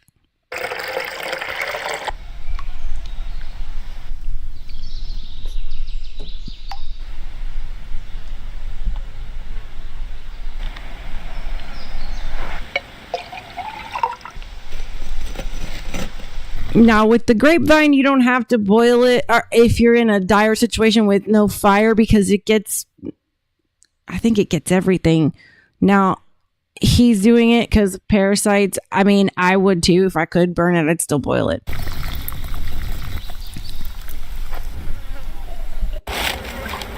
All right, and then you're gonna get the nutrients from the tree as well, so that's pretty good. The sap in the chlorophyll has nutrients. Oh my god, what the hell? What is happening? Why? Somebody tell me why. The water that was filtered through. All right, so we've got a piece of a cypress branch. Water everywhere and not a drop to drink. Water is critical to life, but it's also potentially deadly. According to the Centers for Disease Control, contaminated water killed over 6,000 people in the U.S. alone in 2023. This is a long video, but this could potentially save your life, so we're going to watch it. And so in this video, we're going to take a look at some very low-tech and primitive methods for taking contaminated swamp water, making it crystal clear and perfectly safe to drink. I've got behind me a jar that is filled with some pretty nasty swamp water. There's actually, I can see bugs swimming around in this. There's all sorts of little algae floating around. There's cattle in this pasture that are alongside the creek, so I'm sure that there's bacteria and all sorts of nasty stuff in this water. And today we're going to use plants to filter this water into what is hopefully going to be pure, safe drinking water. Stick around. What we're going to do today is cut a long section of grapevine, and we're going to set up a siphon in this jar, out of this jar into another clean jar, and then we're going to sample both of these waters, send them off to a lab, and get the results back to see if this grapevine is actually able to filter out all of the bad stuff in this water. How many likes do I have on my video? So if you're going to give this a try, there's a couple of things you need to keep in mind. Because especially in the southern forest, there are a variety of vines. At least, at the minimum, have 26. If you have not hit that like button and you're enjoying the show, please hit that like button, hit that repost. Please leave a comment. Share this to everybody who you know loves this topic. It's not just grapevines out here. There's poison ivy, there's trumpet creeper, Virginia creeper, there's crossvine, there's all kinds of different vines. So make sure that you're getting the right one. You definitely do not want to try that for poison ivy. When I'm cutting these things, I'm going to keep tabs on the orientation of the vine. So water in these plants flows from the ground to the leaves, and I want to maintain that orientation flowing from the uphill side or the dirty water to the clean water bucket. I have no idea if that makes any difference at all, but I think that it probably would, so we're going to give it a try.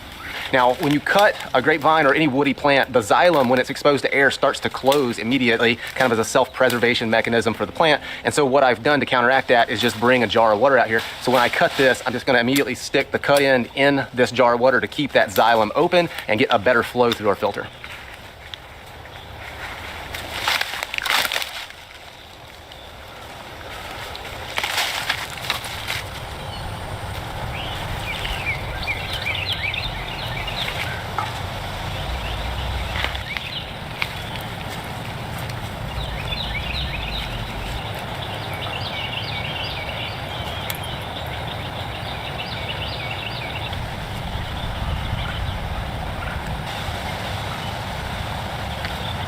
All right, so pretty much immediately you're gonna see water start to drip out of the bottom of these vines. Now I've got a jar here that's been washed and triple rinsed to collect this water, and then we'll send it off to the lab to get it tested. Now, because I don't know what's floating around out here in the air, and I don't want our sample to get potentially contaminated with who knows what falling into this, I've just got a clean cotton cloth that I'm just gonna wrap around here and just try to keep things somewhat standardized.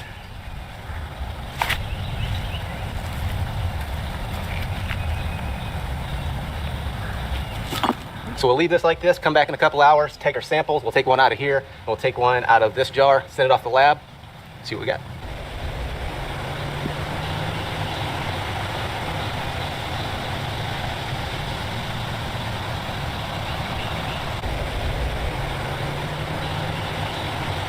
So while this grapevine is filtering, I'm gonna set up another filter using a branch off of a cypress tree.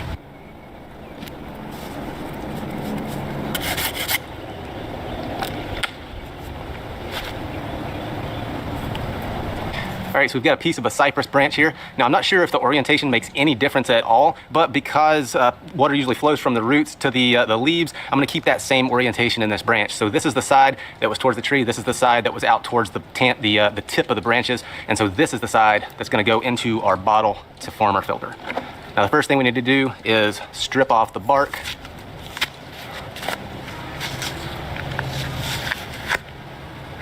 Now we'll just need to trim this to fit in our bottle.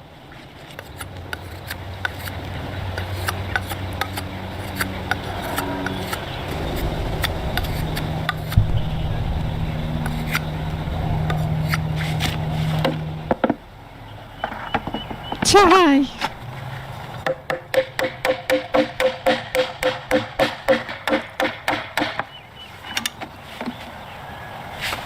So just to make sure that we don't get any seepage from around the side to mess up our test results, I'm gonna go ahead and just seal it with some tape. If you've seen this one before, JC, it's a good one.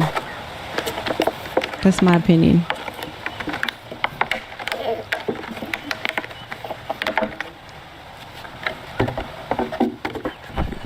And now we'll just cut the remaining bit off.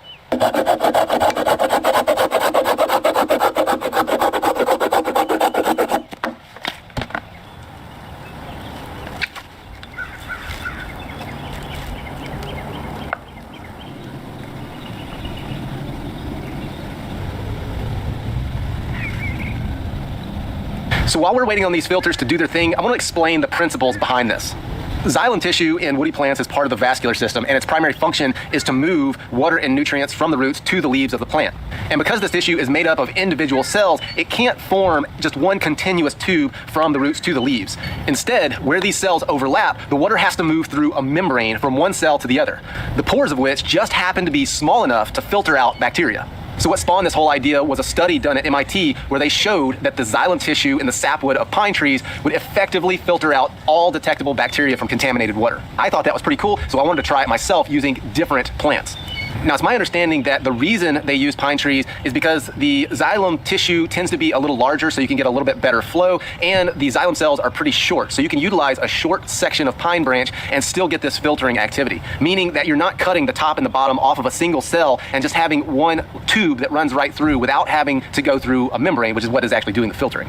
This is one of the reasons why I cut my grapevine so long, is because I wanted to be sure that the water had to not only flow through the xylem cell itself, but from one xylem cell through the membrane to the next xylem cell, and that membrane is where the filtering is actually taking place. All right, so it's been a couple hours and we've got enough water in our jar to get a sample to send to the lab.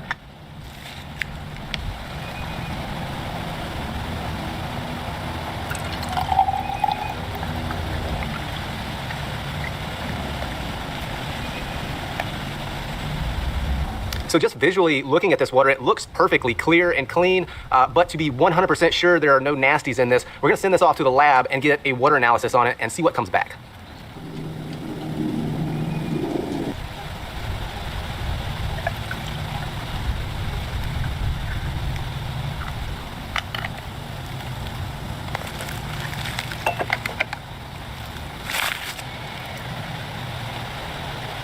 So it's been 48 hours and we finally got our lab results back. Now I sent 2 samples, one from the dirty swamp water jar here and one that was filtered through the grapevine. Now I didn't test the water that came through the cypress because the tests were relatively expensive and MIT's already done extensive studies to show that it works. I'm gonna put these lab results up so you can take a look, but as you can see, the water that was filtered through the grapevine is on top and there's less than 1 for E. coli, which basically means that it was undetected. The raw water that came out of this jar right here had 43.6, and it's my understanding that these are basically, this MPN is the same as colony forming units or something like that. Basically, when they put this on a swab, there was 43 colonies of bacteria that formed, whereas in the grape sample, there was none detected.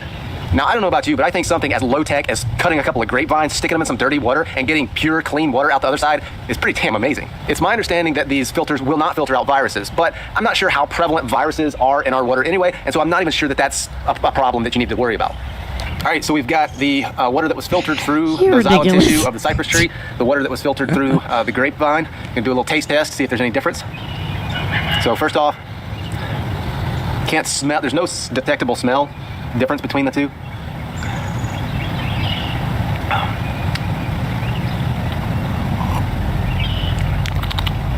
So from the cypress, I can't, it tastes like pure water. It tastes like water you would get out of a bottle. No flavor that I can detect.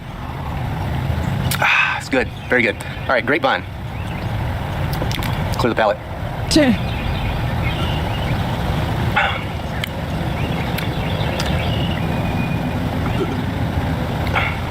So the water that came through the grapevine, I'm picking up a very slight, maybe almost like a chlorophyll almost, which makes sense because if you scrape the outer layer off the grapevine bark, it is green under there, so there is some chlorophyll in there. And I think because I didn't strip the bark off the grapevine, maybe a little bit of that is just making its way into the water.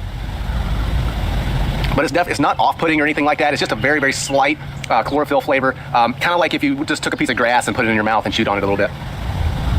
So the test that was run on this tested only for E. coli bacteria. Now, I'm not a microbiologist, but it's my understanding that there are lots of different strains of E. coli, most of which have zero impact on us, and there's only a few strains that'll actually make us sick. But the presence of E. coli bacteria in your water is an indicator that there could be potentially harmful bacteria in the water. Now, the fact that there was E. coli detected in the swamp water and there was none detected in the sample that was filtered through the grapevine, for me, is very encouraging. Now, of course, this is just one test, and in order to say something definitively, you'd have to run a whole bunch of tests and probably control for variables a lot better than I did. All I have I just to say, wanted to red run pilled is that sounds gross. a very simple kind of rough test here just to see what happened. So I would encourage you to go out and try this on your own. It's very easy to do. It's something that you can do with materials that you probably have close at hand.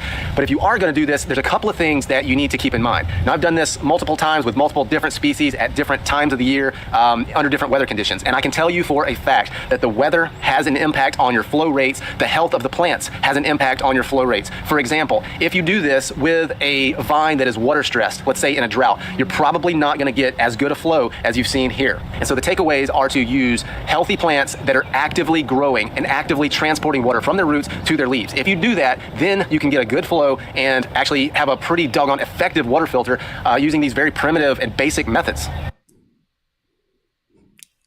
All right.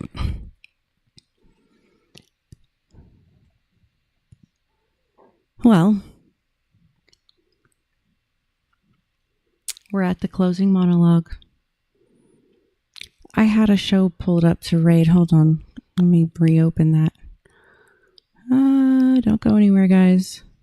Don't go anywhere. Don't you drop off yet. Don't you drop off yet. All right.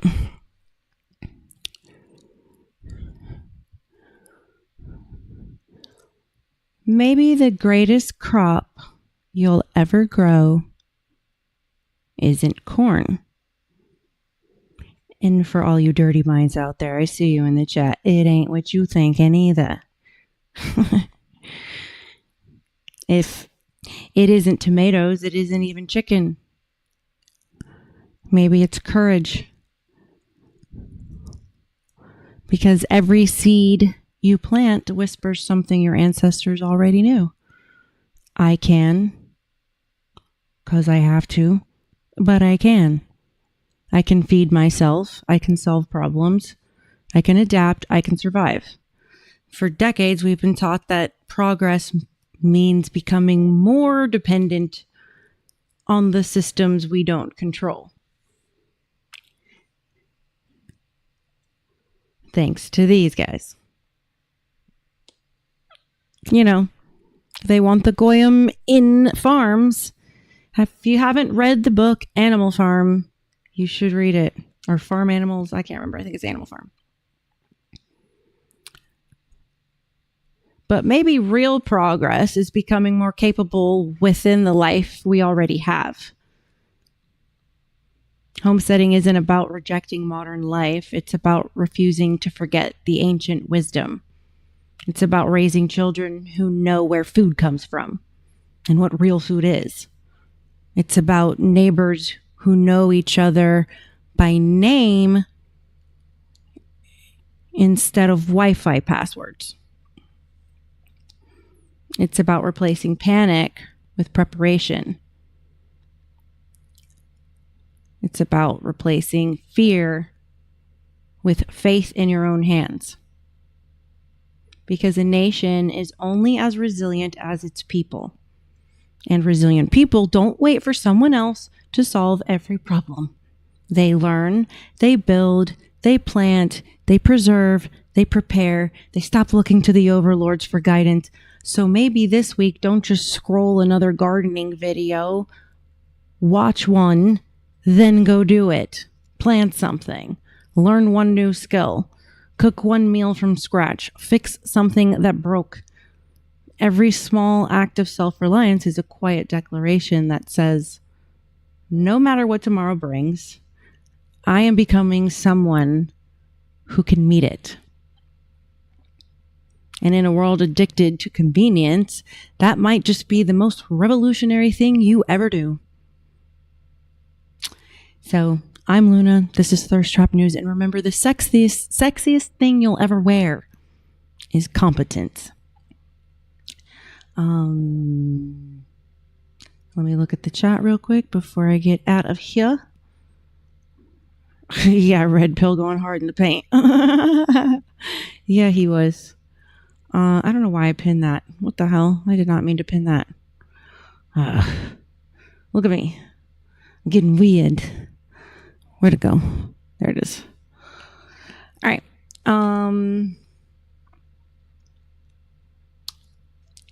Message removed by Masad. Hilarious. Why does that keep happening? Best seeds I've planted, I've become responsible for, and they're growing up fast. Ain't that the truth?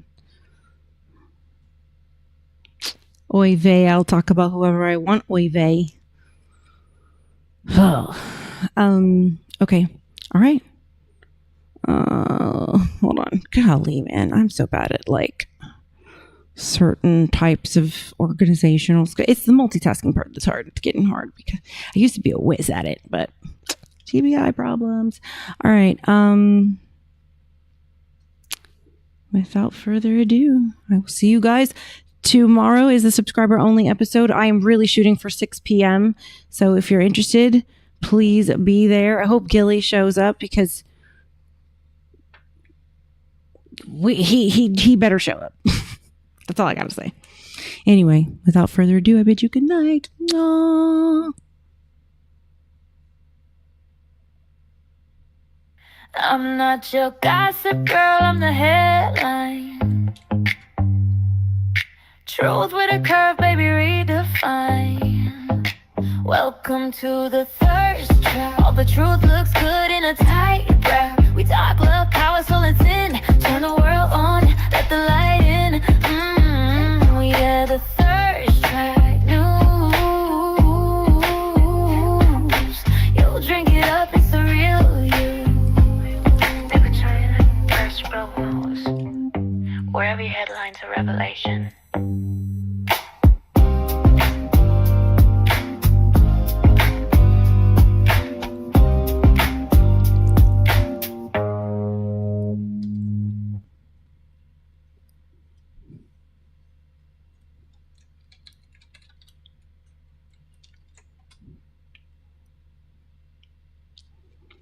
The raid is broken.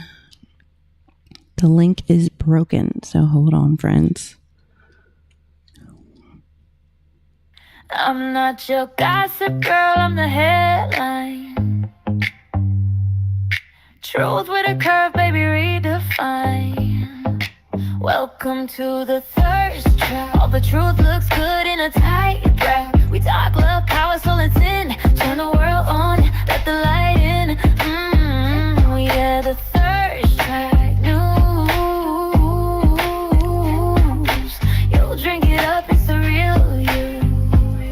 They've been trying to first promos. Where every headline's a revelation.